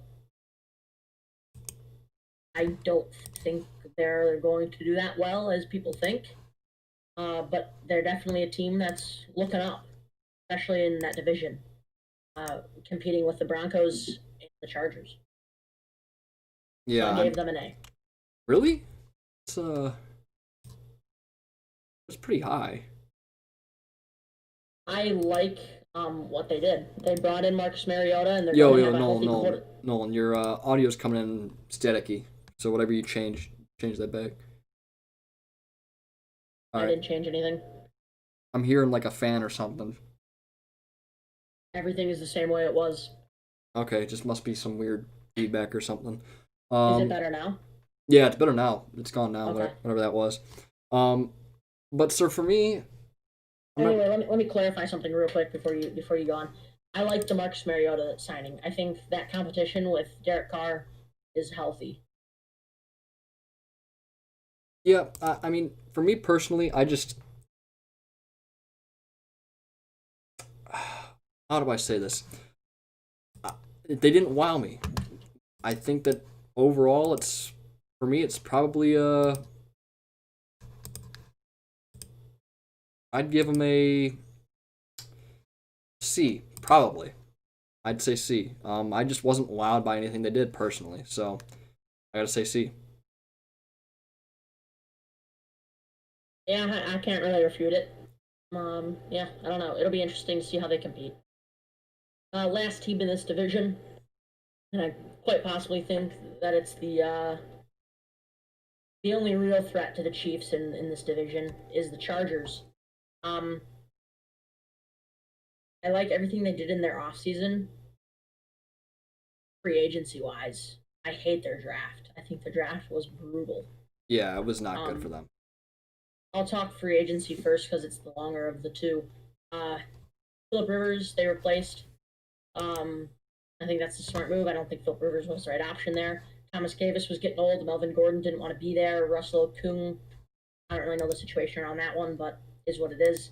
But they brought in Linval Joseph, Chris Harris Jr., Trey Turner, and Brian Bulaga, all very, very solid players. Their defense got better with the addition of Linval Joseph and Chris Harris. Their defense was scary as is, and now it's even scarier. Draft-wise, though, I hate it. I think Justin Herbert was the worst quarterback to take at that spot. I don't think Justin Herbert's... The Chargers are the kings of picking quarterbacks that don't work out as Chargers. And then they go on to be great somewhere else. Exactly. So maybe Justin Herbert is a good pick for another team. I just don't think he's going to be very good when he's with the Chargers, to be honest. I don't think the Chargers are in the right location. Chargers are I don't think having a minimal fan base. Yeah, no. And because of their draft, I gave them. Well, I can't say I disagree with that. Although I would give them a C because they didn't wow me and their draft was abysmal. So for me, I think a C is fair, to be honest. So Yeah. I think that there's not really much to talk about here, just because they they just didn't do very much. Yeah, I agree. I'm not feeling it. I say we move on to an extremely exciting division out in the NFC. And that's the NFC West. I think this is a division where, if it was possible to have 4 teams make the playoffs, this is the division it would happen in. We'll start with the 49ers. I gave them a. I didn't rate. I actually don't have a grade written down, but looking over what their draft was, I think I would, and their free agency gains and losses, I'd probably give them like a C.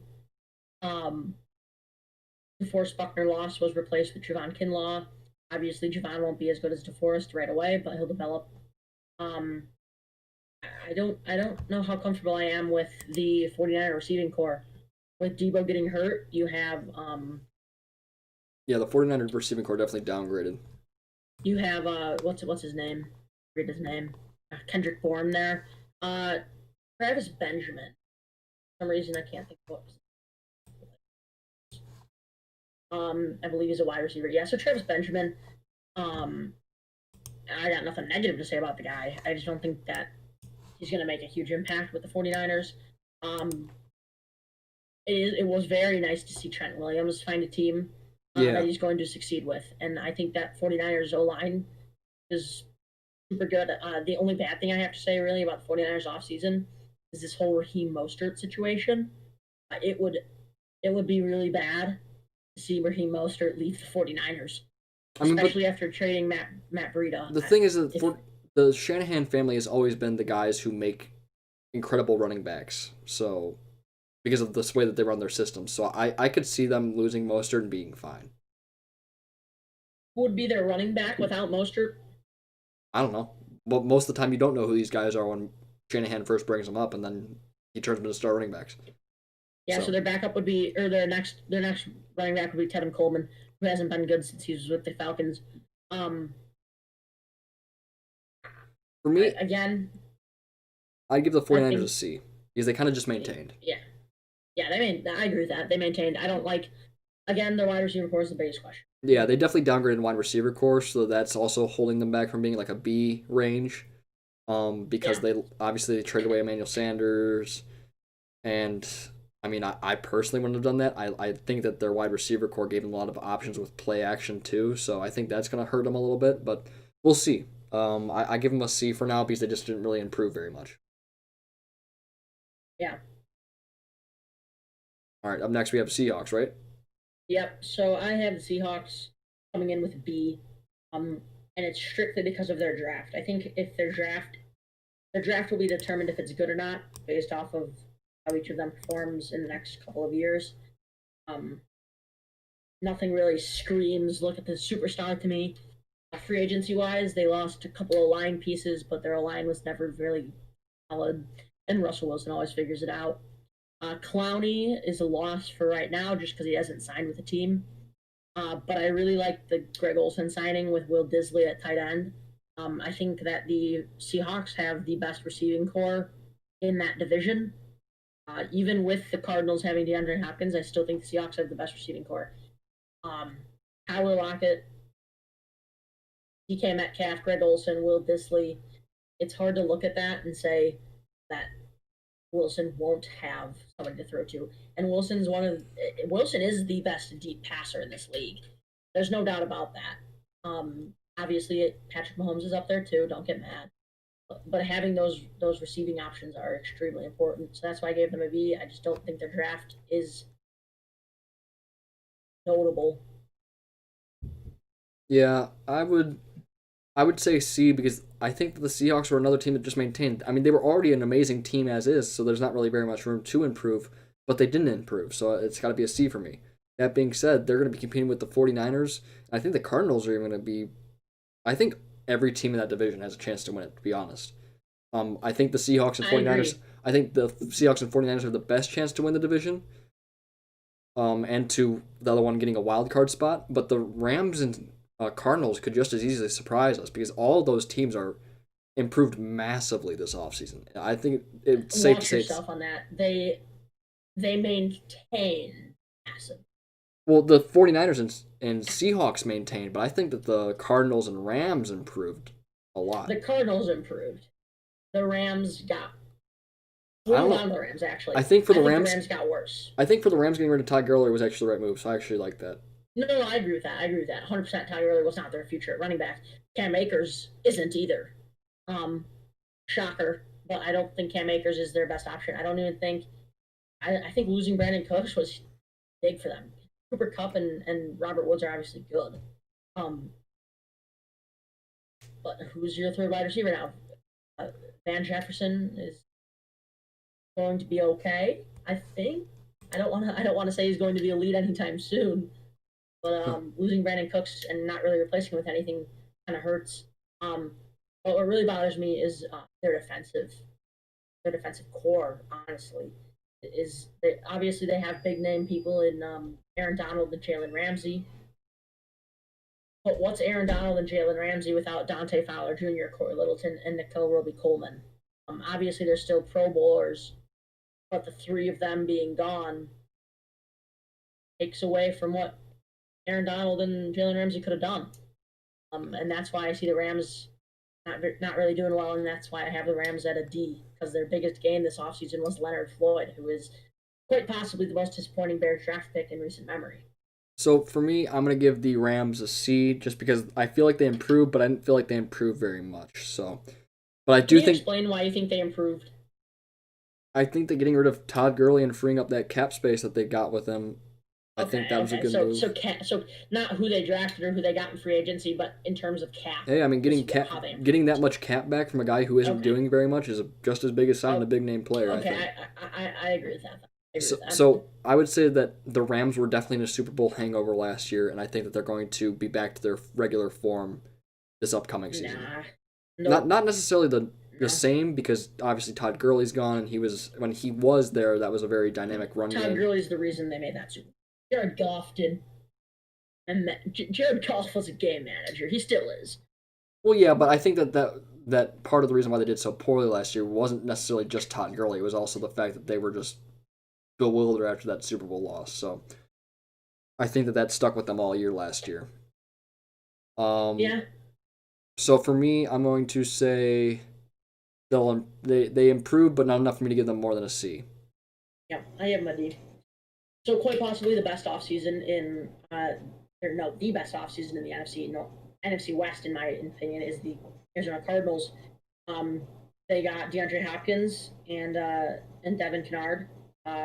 Yep. You can speak on Devin Kennard a little bit, Brendan, but DeAndre Hopkins, I love that signing, or not signing, that trade. Oh my gosh, did they win that trade? Draft wise, Isaiah Simmons somehow fell to them, so love that pick. He can play every position on defense, even D tackle. Don't care about his size; he's that good. They got an offensive line piece to help protect Kyler Murray, and then bolster that D line, obviously. And yeah, I think losing David Johnson isn't big. They got Kenyon Drake, and I think Kenyon Drake is going to work out in Arizona for sure. So yeah, what do you got to say about that? I give them an A. So I give them an A- because I do see that there are things that they still need to improve upon, and there are things that they could have done that they didn't do. But A- is still, really good. They're borderline A. Like if they came to me and asked me to bump them up to an A, I would say yeah.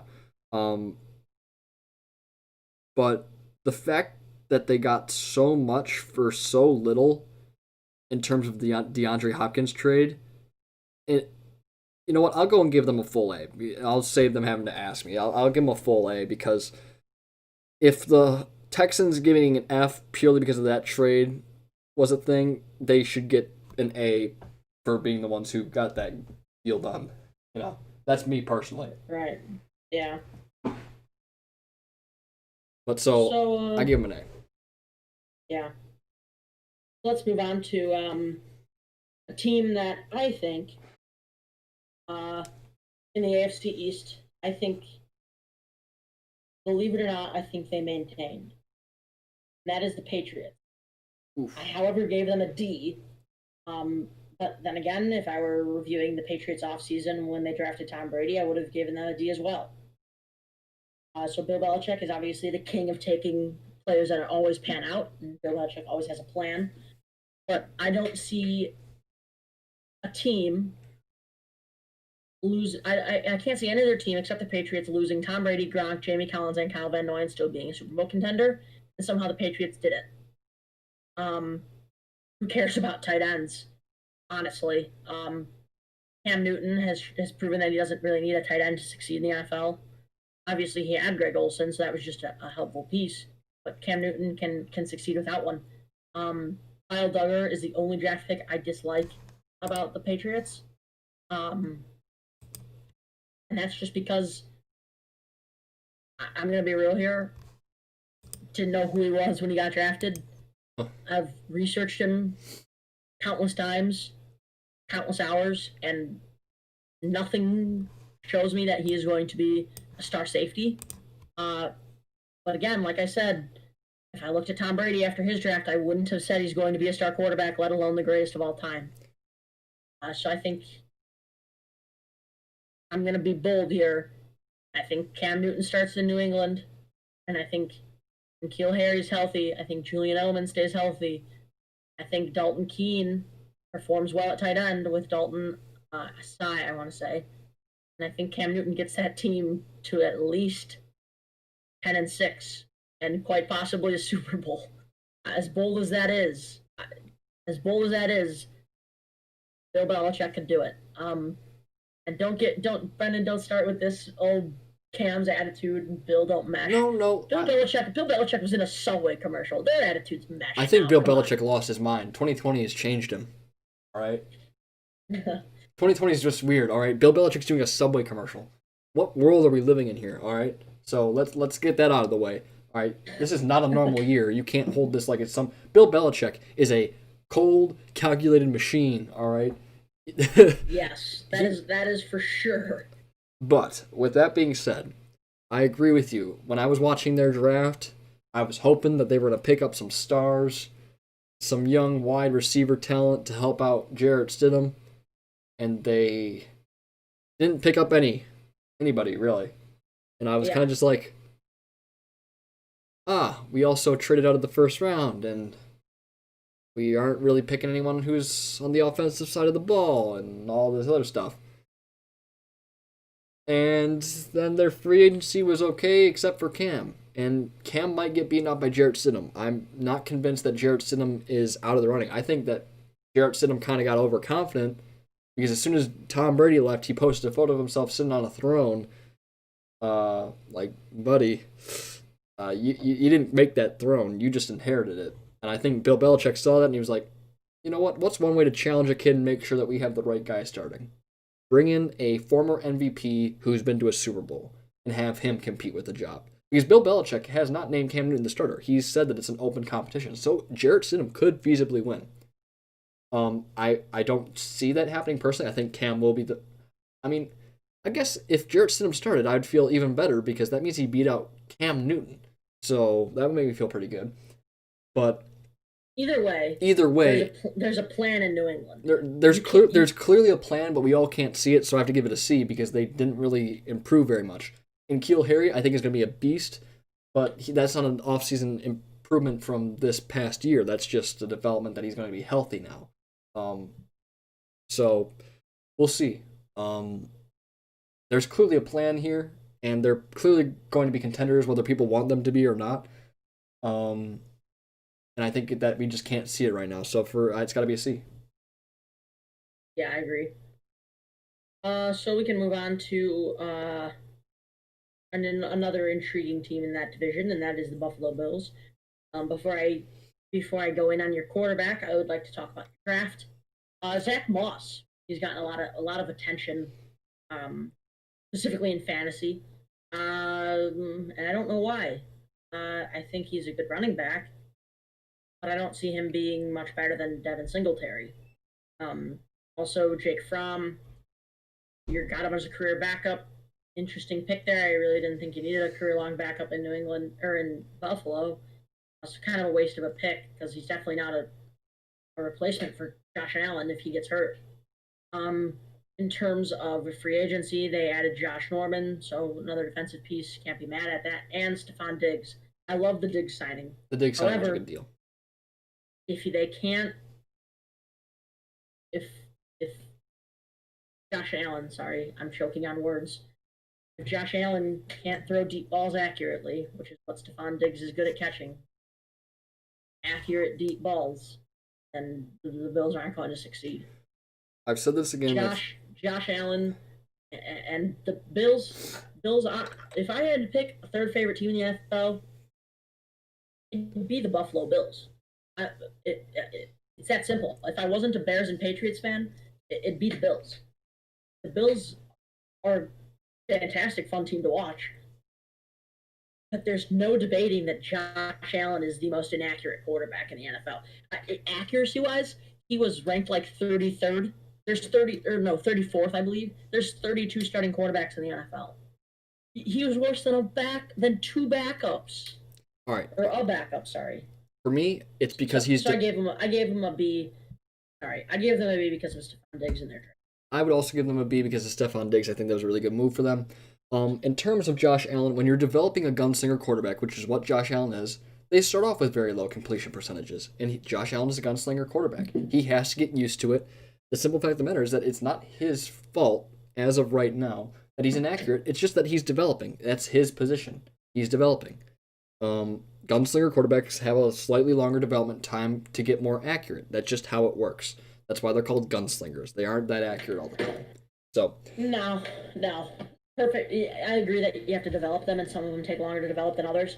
And I guess this is a bad example to compare it to, but Patrick Mahomes is a gunslinger. No, he's not. He's an accurate. I don't even know what he would be classified as, but he ain't a gunslinger. Patrick Mahomes is the definition of a gunslinger. No, gunslingers throw a lot of interceptions.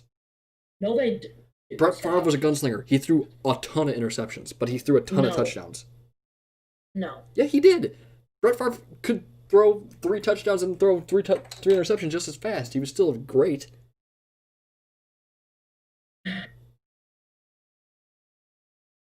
Brendan, would you consider Matt Stafford a gunslinger? What would you consider Matt Stafford? I consider him more of your conventional pocket passer who's just gonna make. He can make any type of throw, but he's not like any. He's just your general pocket passer. No specific real development on him other than that. He ain't a gunslinger. Okay. So I think there are 4 quarterbacks in the NFL that are notably gunslingers, and that is Jameis Winston, Ryan Fitzpatrick, Russell Wilson, and Matt Stafford. In addition to that list, more younger guys, I would put Josh Allen, like you've noted, and Patrick Mahomes. Exactly. So you just stated it. Josh Allen isn't accurate because he's a developing gunslinger quarterback. That's fair and all, but just listen. Three of the guys I've named are all accurate and can throw the deep ball and don't have that many interceptions. And all I'm saying is Josh Allen needs to improve that for this upcoming season if he wants to, succeed with Diggs. I think Matt Stafford soared in his first year with Darrell Bevel calling plays. He put the best 8-game stretch in his career before he had that back injury, I believe. Ryan Fitzpatrick, very good deep ball gunslinger. Russell Wilson, like I said, the most accurate quarterback in the NFL. He's a gunslinger. Gunslingers can be accurate. And if Josh Allen wants to succeed in Buffalo, he's going to need to limit interceptions by being accurate. You don't always need to be accurate to be a gunslinger. You're right, you don't. But if you want to compete in a division where the Patriots, with this offseason they had, are going to be good for a very long time, even after losing Tom Brady, Josh Allen needs to be accurate. It doesn't matter if he doesn't have to be the most accurate quarterback in the NFL. He just has to be an average accuracy quarterback. He's the 34th ranked quarterback in accuracy. He's worse than Mitch in accuracy. That's horrid. Well, Mitch is like some sort of abomination creature. Last season, you could rely on Mitch to throw 10 yards away from the receiver instead of 10 yards. No. Instead of near him. No, and your mic is like It sounds like you're eating it. Sorry, I got close. I'm getting angry. I can't believe you think Get that. angry far away Josh, from your mic. It sounds like you're using like an Xbox mic and you're raging on the Xbox channel. yeah, I just got really close. I can't. I don't want to take up too much time talking about Josh Allen. Uh, nah, I don't see it. I could see him having a good career. I think the Bills are going to do well. My only suggestion, if I was Josh Allen's mother giving him advice on the upcoming season, is little Joshy, be accurate, goddammit. All right, let's move on. Jets and Okay. Dolphins. I think we should just cover. Jets. We keep the Jets short. I really don't want to talk about the Jets for long. Okay, I'll summarize what I think about them. They're going to be the worst team in that division. I don't care how healthy Sam Darnold is, how good Sam Darnold is. No, your O line's garbage. Denzel Mims isn't going to be a number one wide receiver on that. Well, he might be, but Denzel Mims isn't going to be a legitimate wide receiver threat, at least this year. Le'Veon Bell's a scrub. You lost Robbie Anderson. You're running. No, nothing screams good this upcoming season. In terms of future, I think your draft was good, so that's why I gave you a B. But this upcoming season, absolutely nothing's going to be good. I give them enough because I don't like the way that they've been running things this offseason at all. Get Adam Gase out of the draft. It's just I hate the whole thing. I hate everything about the Jets organization right now. It's just so dumpster fiery. It's ridiculous. So yeah, let's move on to the Dolphins, who I think had the best offseason in the entire. I give them in the entire AFC. I give them a B. I give them an A. Really?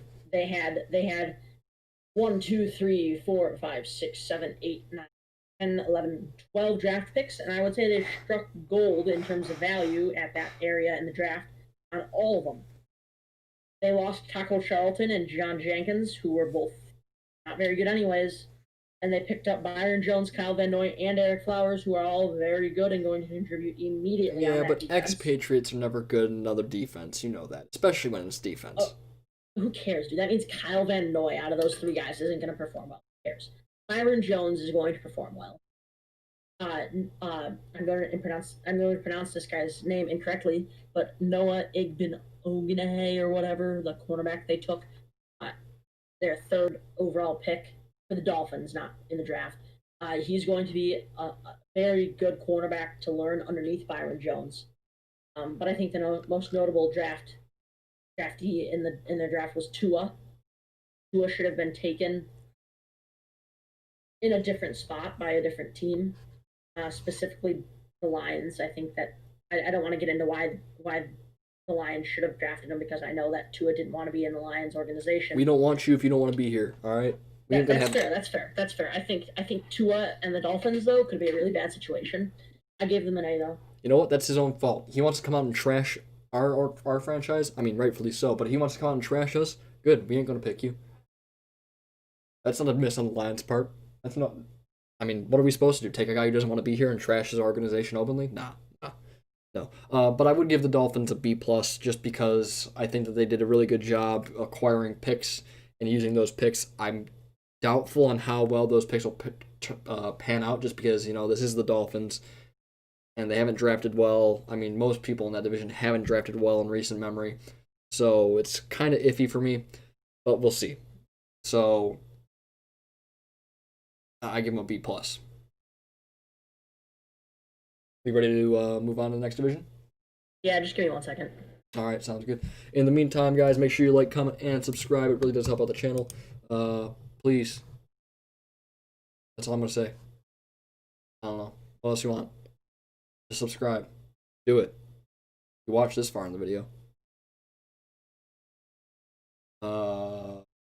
On the other side of things, me and Nolan are both going to start doing our individual podcasts as well, where we just upload us talking about things that we feel strongly about in the upcoming NFL season. We might also do some other sports stuff soon too, given that the NBA and NHL is coming back relatively soon, as well as the MLB. So we're going to be covering those things. We've just been holding off because football is obviously our number one that we talk about the most. So we're ready to go with that. Make sure you guys check out those because it's just going to be cool little rants that we do on the side that we wouldn't really spend a whole episode on anyway. Nolan, you back yet or? Nah, he gone. He is gone. I don't know where he's at.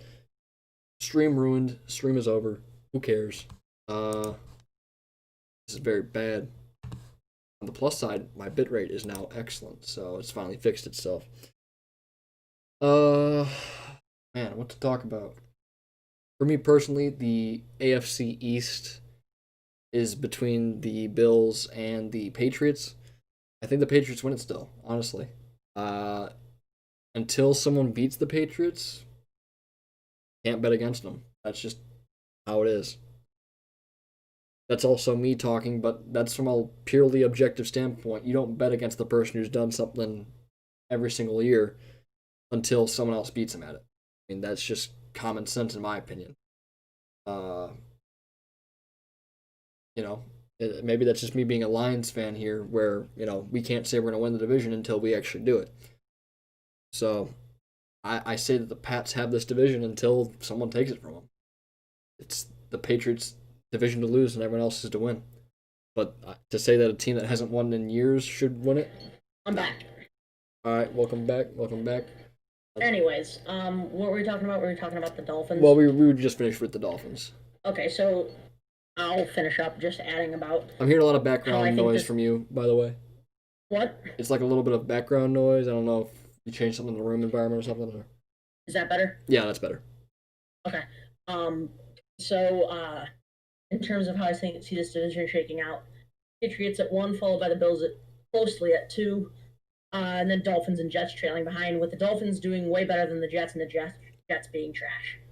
I can see that. 100%. You want to go on to the best division in football? Oh boy, yeah, sure, let's do it. Okay, let's do the Bears last. Dibs on the Bears last. I called that. All right, that's where they're gonna finish this year, so that sounds good to me. Yeah. Okay, let's talk about the worst team in this division, the Green Bay Packers. Yep. I'll get this out of the way. Jordan Love.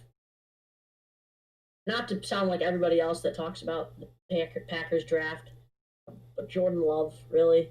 Come on, no, absolutely. And then A.J. Dillon as well. You didn't need another running back. There's no signs of Aaron Jones slowing down. Come on. Tight end. You didn't need a tight end. You don't need a tight end. You need a passing option for your Hall of Fame quarterback. There's nowhere to be found. They got Devin Funchess. Devin Funchess can catch a ball. Fantastic. And if any quarterback can make Devin Funchess catch better, Aaron Rodgers. But Devin Funchess wasn't their best option.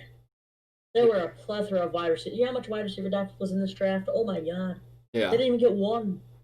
For me, I give them an F. I give them a D+, because I can respect trying to plan for the future, but here's the difference. Brett Favre, very talked about when he was entering the league as being, in terms of draft and everything. And then, guess what? Aaron Rodgers. He was hyped as the number 1 overall pick. He should have been the number 1 overall pick, but they chose Alex Smith. And then as a result, Aaron Rodgers fell past all the teams that didn't need him. That he fell all the way to like the 23rd spot to the Packers. He fell to the Packers when they drafted him, when they still had Brett Favre. There's a difference here. Jordan Love wasn't being hyped up like Aaron Rodgers was as a potential number 1 pick overall, and he certainly didn't fall to them. They traded up to get Jordan Love, and Jordan Love is nowhere near the guy coming out of college that Aaron Rodgers was. Now, is that a necessary thing for success in the NFL? No, definitely not. Jordan Love could still go on to be an incredible quarterback. But that's besides the point here when we're talking about the fact that you traded up to get him when you have a team that feasibly should be making the playoffs, given the fact that you play in a division with the Bears and Lions, and the refs help you beat those teams. Sorry, guys, but the guy who's never put hands to the face in his whole career, never been called for it, getting called twice in a row, that's some crap. And I think you guys all know it. I watched that game with a Packers fan, and even they admitted it. So you know what? One of your own turned on you. It's the simple fact. That game was clearly decided by the refs, and it derailed the Lions' whole season. So yeah, I dislike the Packers a lot. I've been raised to dislike the Packers. So last thing on the Packers, and then we should probably move on to the Vikings because the Packers are definitely the least important team in this division. But before people get upset and say, "Oh, Jordan Love's got a strong arm. Jordan Love's the next Patrick Mahomes," no, stop. Absolutely not. Stop. Jordan Love could be good. He's not Just going for to be. context, he's getting compared to Mahomes. But guess who else he's getting compared to? Take a guess, Brennan. I could probably guess, but He's a backup now. Started in the AFC Championship in 2016. Jesus, no. Blake Bortles. Oh my. He is being compared to Blake Bortles. Oh. No. When you're getting compared to those two guys, they're polar opposite. Yeah. That's the simple fact. No. Listen, Packers fans, you can say all you want. Oh well, it's a good pick for the future. Don't you want to win a Super Bowl right now? When are you going to stop planning for the future? Because as far as I've been aware, you've been planning for the future for like the next 10 years with how you've been drafting and not supplying Aaron Rodgers with anything. So, you can say it's for the future all you want.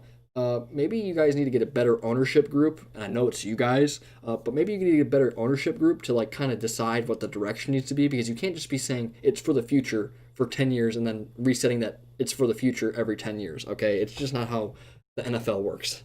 So, yeah.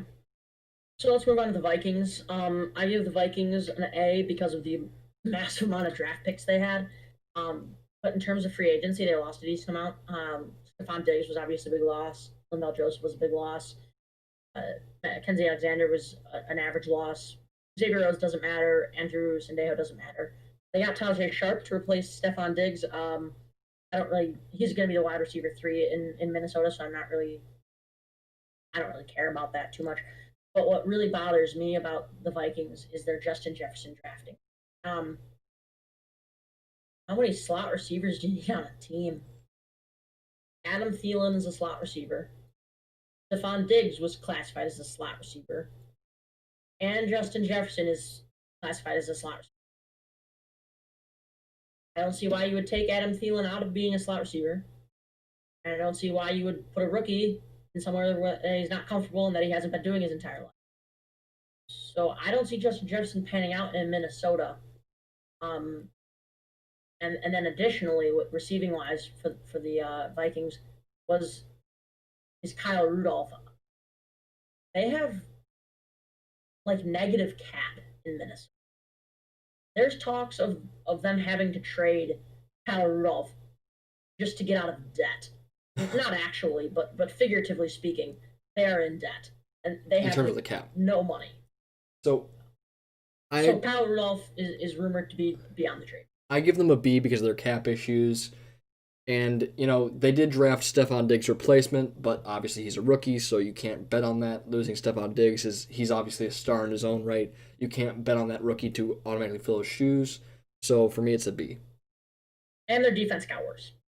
Yeah. I mean, losing Xavier Rhodes wasn't really a big deal, I don't think. No, I'm saying that because they lost just a combination of players. Sendejo, Alexander, Rhodes, and Linval Joseph are all massive loss. Okay. Well, I give him a B. I'm really huge, but I give him a B. All right. What do you say we move on to your Detroit Lions? All right, yeah. So I'm going to start right off. Swift, I think, was a good pickup. I think that we could finally have a good run game. We had that with Kerryon Johnson, but he's gotten kind of injury prone. / I think he was just kind of banged up last year, and we weren't really sure what we were doing without Stafford. So I do like that we got Swift, but besides that, there's not too much I like. I don't know. I just feel like I get where we were going with our third round pick, or with our first round, third overall pick, but I feel like we could have gotten more if we traded down. I think that there's teams who would have been willing to trade up to get to a point where they could draft someone ahead of someone else, even if it was an overdraft. So with all that being said, I would say that we probably deserve a C grade. Maybe a C minus. I don't think the team is terrible. per se. I just think that the overall drafting and we didn't really make any splashes in free agency that I'm really wowed by. I have to say C minus. I agree with you for the most part. Actually, I think your draft was pretty meh, except for Okuda and Swift. Um, Okuda's going to be a good cornerback in the league. There's no reason to say he won't be, but he's the next Darius Slay for the Lions. He's the next good cornerback that's not going to do anything best wise for the Lions and then leave disappointed and make more money elsewhere. DeAndre Swift, if DeAndre Swift can establish a run game for the Lions, We'd be in a good spot. I'm intrigued by it. If think about it, if the only way that I think that we could be a playoff team because if DeAndre Swift can introduce a little bit of a semblance of a run game, that opens up Matthew Stafford's passing game even more, which was incredible last year up until the point where he got hurt. You guys are improving. I 100% agree with that. I don't think you guys are quite at the playoff uh, at making the playoffs yet. I think you guys are on your way if you continue in this fashion. But I see the Vikings obviously finishing well. The Bears, I see them finishing much better than last season, and the Packers are a toss up. But I don't foresee a situation where the Packers do worse than the Lions. Maybe they get like a tied record with the Lions or whatever. But I don't foresee the Lions unless there's unforeseen circumstances that I don't see. Purely because I'm not a Lions fan, I don't foresee them making the playoffs. That doesn't mean I hate their offseason. I think their offseason was generally pretty good. I will say if DeAndre Swift can rush for 1,000 yards and do so convincingly, we should make the playoffs. There's no reason why we shouldn't if he can rush for 1,000 yards. I mean, I think if he rushes for 1,000 yards, I think you guys are going to have a better record for sure. But your guys' defense is pretty bad. We could always go the Chiefs route, have no defense and just all offense. Yeah, but you guys don't even have a Tyrann Mathieu or Chris Jones. Maybe Jeff Okudah could do that. Jeff Okudah's decent, dude, but Jeff Okudah's not going to make the impact that like a Tyrann Mathieu would make right away. And again, I could be wrong, but I don't see it happening. I also don't see Desmond Trufant working out very well with Jeff Okudah. I think Desmond Trufant is good to an extent, but I don't see him really making this defense very good. And like we've mentioned in the past, Trey Flowers and Jamie Collins on the Lions, former Patriots, aren't as good as they were on the Patriots. Shocker. But I don't think that Jamie Collins is going to work out as well as Lions fans think. I think it's interesting to also see Matt Patricia on that. I dislike that. Matt Patricia needs more time because we're clearly. I agree that he does. I'm just saying I'm interested to see because he's got to use the guys they've drafted. He's got to use the guys they've drafted. If we bring in a new, he has to use Hawkinson more. He has to use DeAndre Swift, and he has to just let their defense not play in the Lions' defense. The Lions are super good at rushing 3 and dropping 8, and it hasn't worked. Yeah, I mean, for me, here's what I say. If the Lions get rid of Patricia after this year, it's a mistake. Because we went from a 9-7 coach to him because we hoped that Patricia could build a culture here.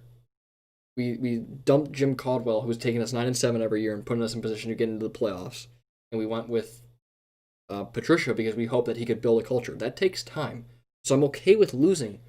And the ownership of the Ford family, Martha Ford's out, but her daughter is in, and tradition tells me that the Ford family is still going to be crap at managing a team because they only are in it for the money. If they want to build a culture in Detroit, Patricia needs time. He needs time to use the players that he's drafted because if not, all this time has been wasted because we're going to bring in a new coach and a new GM. And guess what? The new coach and new GM is going to put their stamp on things and they're going to get rid of all the people we drafted, which is basically a wasted draft pick for every single person we drafted. So we have to give them more time. That's my personal take on it. Yeah, I agree. Want to move on to the last team?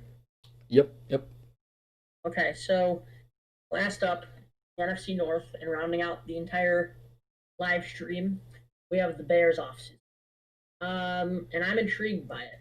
As a Bears fan, I absolutely I have a I have a I have a love hate relationship with it, and I'll give the love first and then the hate after. But I absolutely love what they did without having a first round pick. Um, they won that Khalil Mack trade with the Raiders getting that that cornerback. I forget his name, but he's not. He was supposed to be a third round pick, and Bears absolutely won that trade, no doubt. But the Bears got three players, their first three picks, who are all underrated, and in my opinion, at least two of them are going to be future. I don't know if I want to say stars, but I want the Bears. Cole Kmet from Notre Dame was Notre Dame's offense with Chase Claypool, and the Bears got half of that. They got Cole Kmet. They needed a tight end. Obviously, they also got Jimmy Graham, which I don't want to talk about Jimmy Graham too much because I disagree with his contract, but at the same time, the Bears don't know how long Cole Kmet's going to need to adjust to the game. I don't think he's going to need to adjust that much, but it's not a bad idea to have him learn or to split with or to be on the field at the same time as Jimmy Graham. Moving on, Jalen Johnson was arguably the second best cornerback in this entire draft. I think he fell to the second round for absolutely no reason. He should have been taken in the first round. Um, he's an unbelievable cornerback talent. I'll stop talking about their draft now and move on to more of the free agency signings and stuff. But they lost Nicholas Williams to the Lions, and unfortunately, I'm saying Nicholas Williams' career is over. He will not do anything of note at the Lions organization. Except give us your playbook. Which is set, yeah, because the Bears are going to have a very similar playbook defense like last. Probably. I'll explain why they won't after I talk about who else they picked up in free. But they picked up, I guess, the most notable in terms of controversy is Nick Foles. I'll speak Your about starter. that after because that's a big talking point that Brendan's going to talk about. But Tayshaun Gibson to keep the safeties intact and to get Eddie Jackson back to his rightful position.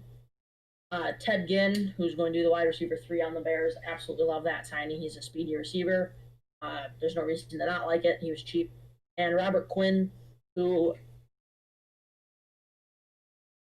let me tell you, if you have a pass rush, and the Bears proved this, if you have a pass rush with two solid players, Akeem Hicks and Khalil Mack, that can be elite. And 2018 proved that. 2019 showed that 3 is better. Because once Akeem Hicks went down, Khalil Mack got triple teamed, double teamed, and then they dropped off the performance. Adding Robert Quinn to that, you have 3 Pro Bowlers rushing the quarterback is scary as hell. I don't care how much Robert Quinn got paid. He got paid what he deserves. He's coming off of a season high or career high in sacks from the Cowboys, and he's worth every penny. He's going to come in and do exactly what the Bears expected him to do.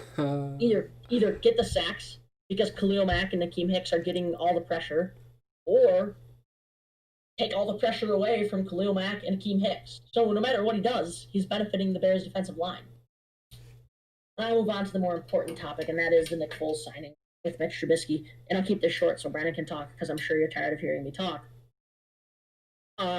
Even before this whole we might shorten the preseason to 1 game talk, Nick Foles was never going to be the starter in Chicago. Oh my God, you're still on that? Oh my Nick Foles, God. No matter what, Nick Foles was never going to be the starter in Chicago week 1. He is. He will. Brandon, I would put money. I'll put money on it. How much you want to put? How much you want to put on it? How much faith do you have in your team? Unless. How much you want to put on it? Unless there's an injury in training camp. No, none of this. How much you want to put on it that Mitch Trubisky gets beat out fair and square by Nick Foles right now? Well, I don't know if I can say it in the podcast. Maybe we should text about it later. No. Why not? Why can't you put it in the podcast? What's this offer? Let's see. Well, how many?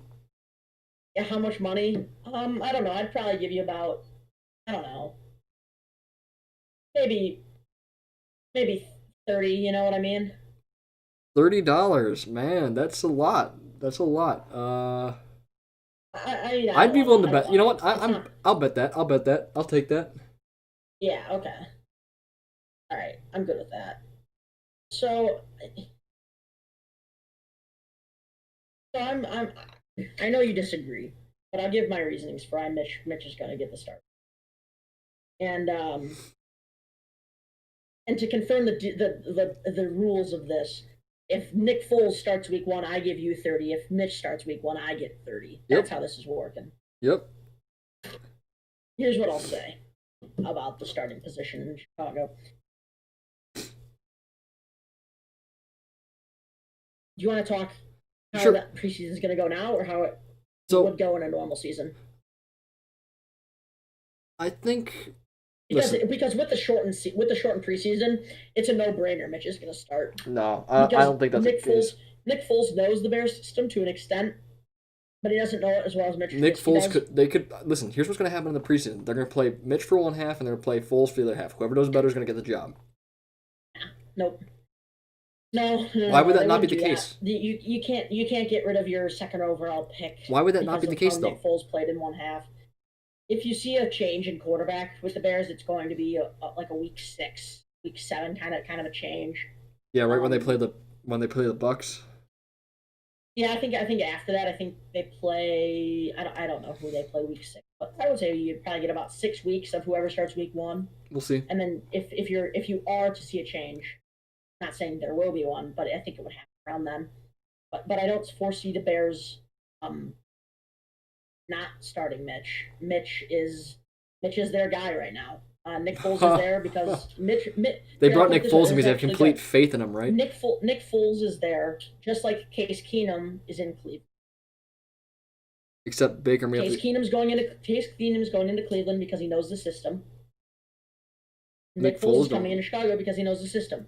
So in case Baker fails, in case Mitch fails, somebody comes in knowing the system.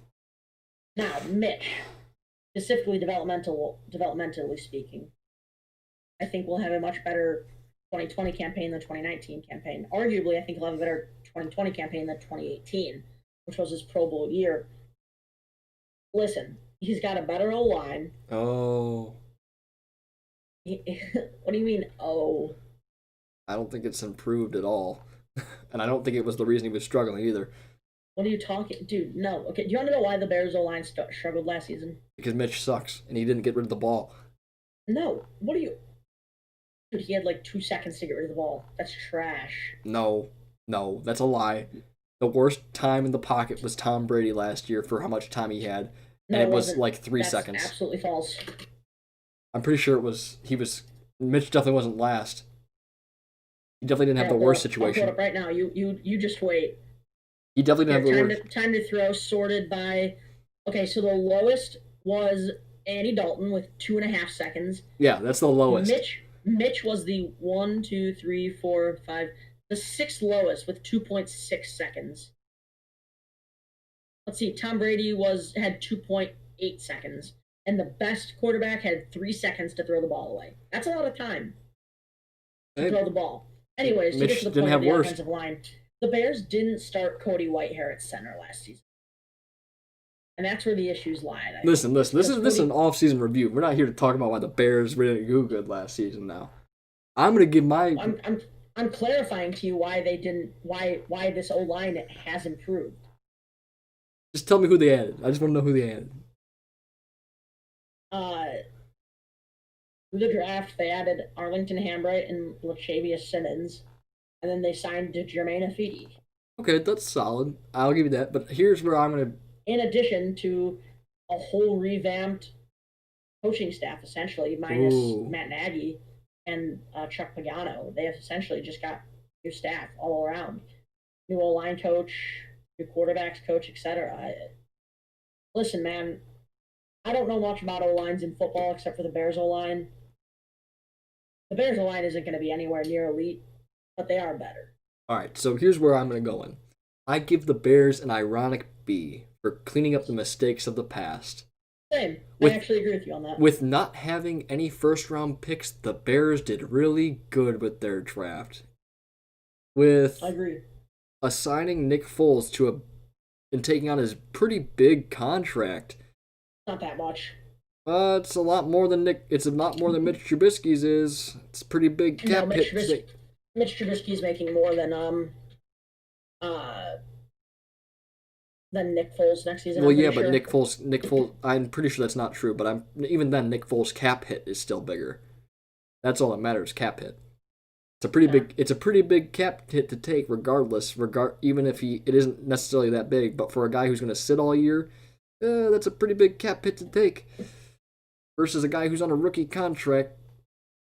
But yeah, so I actually have to share a stat with you. They actually have the same cap hit next season. No way. I saw that before. Unless they changed it, there's no way. Yeah, so Nick Foles is actually barely more of a cap hit than Mitch. See, Mitch is only 9.4 or 9.327, and Nick Foles is 9.333. Obviously million, but it's not that much of a cap hit. I'm telling you, dude. They signed him to a contract. Or not signed him. They took on the contract that was less than Mitch's. Dude. Like, seriously, it's more than a backup should make, but it's a quarterback competition. Well, I'm telling you, Nick Foles starts week 1. But I'll give you guys an ironic B because it's just funny to watch you guys scramble to clean up the mess you made years ago when you... I mean, technically, this offseason you saved yourselves $450 million by not having to pay Patrick Mahomes. Yeah, see what I mean? It could have been much worse. That's big brain right there.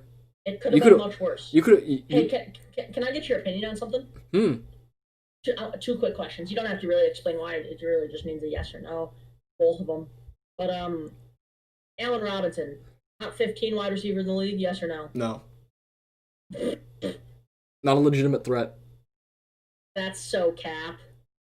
You're a fool. You're a fool. There are way better wide receivers. Look up a list of wide receivers in the NFL, wide receiver 1 specifically, and tell me who's better. I can tell you wide receivers off the top of my head who are better. Kenny Galladay, Marvin Jones Jr.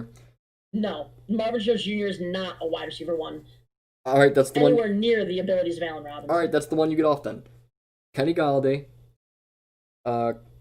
Chris Godwin, Mike Evans, Michael Thomas, DeAndre Hopkins. I think Devontae Parker is better. Let's see here. Let's pull. Devontae Parker, just to clear things up, we don't have to debate all of this, but Devontae Parker has been in the league for 5 years, and his only good season was last year. Are you kidding? That's trash. That development time is utter garbage. All right, I'll tell you right now. I'll tell you right now, guys, who are way better. 15 of them. Once I can load this list of available wide receivers, so I can scroll through them and just say guys who I know are better. All right, almost there. There we go. All right. Jesus, my load time is trash. Oh, boy. Michael Thomas. Restarting the list just from the top so I can name the guys off as I see them. Michael Thomas is better. Julio Jones is better. DeAndre Hopkins is better. Mike Evans, Tyreek Hill, Chris Godwin, Devontae Adams, Amari Cooper, even though he has trouble on the road, is still better than he was last year. Keenan Allen, Kenny Galladay. All right, so that's 10 right there. Stephon Diggs, Odell Beckham, Cooper Kupp, and Adam Thielen. You want me to name my top 15 wide receivers in the NFL? I'll go through it quick. Go, do it. Okay, at 15, Courtland Sutton. At 14, Tyler Lockett. At 13, Adam Thielen. At 12, Allen Robinson. No. At 11, Amari Cooper. I'll explain in a second. At 10, Stephon Diggs. At 9, your boy, Galladay. At 8, I have Odell. At 7, I have Keenan Allen. At 6, I have Tyreek Hill. At 5, I have Devontae Adams. 4, I have Mike Evans. 3, I have Michael Thomas. 2, Julio. And 3, DeAndre Hopkins. Allen Robinson is not better than Adam Thielen. That's just plain wrong. That's just plain wrong. Adam Thielen has been... Who did Kirk Cousins throw to more last season? Who did Kirk Cousins rely on to get them out of that extremely bad Nolan, start you do last year. realize that Adam Thielen was a wide receiver 2, and he still had better numbers than Allen Robinson did as a wide receiver 1? Adam Thielen's wide receiver 1. Yeah. And he got thrown to less than Stephon Diggs, and he still had better numbers than Allen Robinson, and he had less targets. Look who's throwing the ball. Statistically speaking, Kirk Cousins was like a top 10 quarterback last year. Doesn't matter. Allen Robinson isn't a top 15 wide receiver. Allen Robinson is extremely undervalued and underrated in the NFL. And I don't want to keep talking about him because I want to get to this last question I have for you. All right, just get to the last question. Just get to the last That's question. disrespectful. We're not going to change. Listen, no one's going to say that. Yeah, trust me, dude. Allen Robinson is. You're disrespectful. He's not even a top. Okay. He's not even a top 30 in terms of fantasy. What are you talking about? Oh my god. That's mad facts right there, and that's just proof. That's just the simple truth. You can look at the numbers for that. Okay. He was a fantasy nightmare last year. And not in a good way. Every fantasy football source is saying that Allen Robinson is an extremely underrated wide receiver. Yeah, but he's still not top 30. I can name 30 guys who I trust more. Yeah, probably. I'd be willing to bet. His ADP is extremely consistent in fantasy. Yeah, but it's low, and I don't know. Let's just go with the last question you have for me before we wrap up this stream here. Okay. My last question is you probably actually don't know much, but is about the Bears running back situation with David Montgomery. What do you think about that with David Montgomery? I don't know much about the situation, but I mean, it's just the situation is literally, is David Montgomery going to pan out? From what I've seen so far, he doesn't impress me. Like, when I see that it's a running play from Chicago, I'm like, oh, okay, we're going to stop this. So, it's like, I mean, I think that about the passing plays, too, so, really. Yeah, whenever the Bears go against the Lions, I immediately think, sweet, I can turn off my TV and in 2 hours find out that the Bears won. Well, for me, it's like, we might lose, but I'm not afraid of any of these guys because they aren't really that good. They're just going to get, lucky, basically, because that's how it always goes against the Lions. I can't wait until week 1. Matt Stafford does play action with DeAndre Swift, Robert Quinn, Akeem Hicks, Eddie Jackson, and Khalil Mack on a blitz come and break Matt Stafford's back. Oh my god, you can't say that, dude. You can't say that. It's terrible. In comes Chase Daniel backing you up. Good luck. Anyways, that's all I have to say. I finished off giving the Bears B. In terms of how this division is going to shake out, Vikings and Bears are the only contenders in this division. Packers are going to fall apart because of the Aaron Rodgers situation, and the Lions are there. I'll be nice here. I think that they, in the near future, they will be better than the Packers. There you go. Well, that's it for today's our live stream today, guys. Make sure you like, comment, and subscribe. What do you think we got wrong? What do you think we got right? What grades would you give these teams? And we'll see you guys next time. Peace.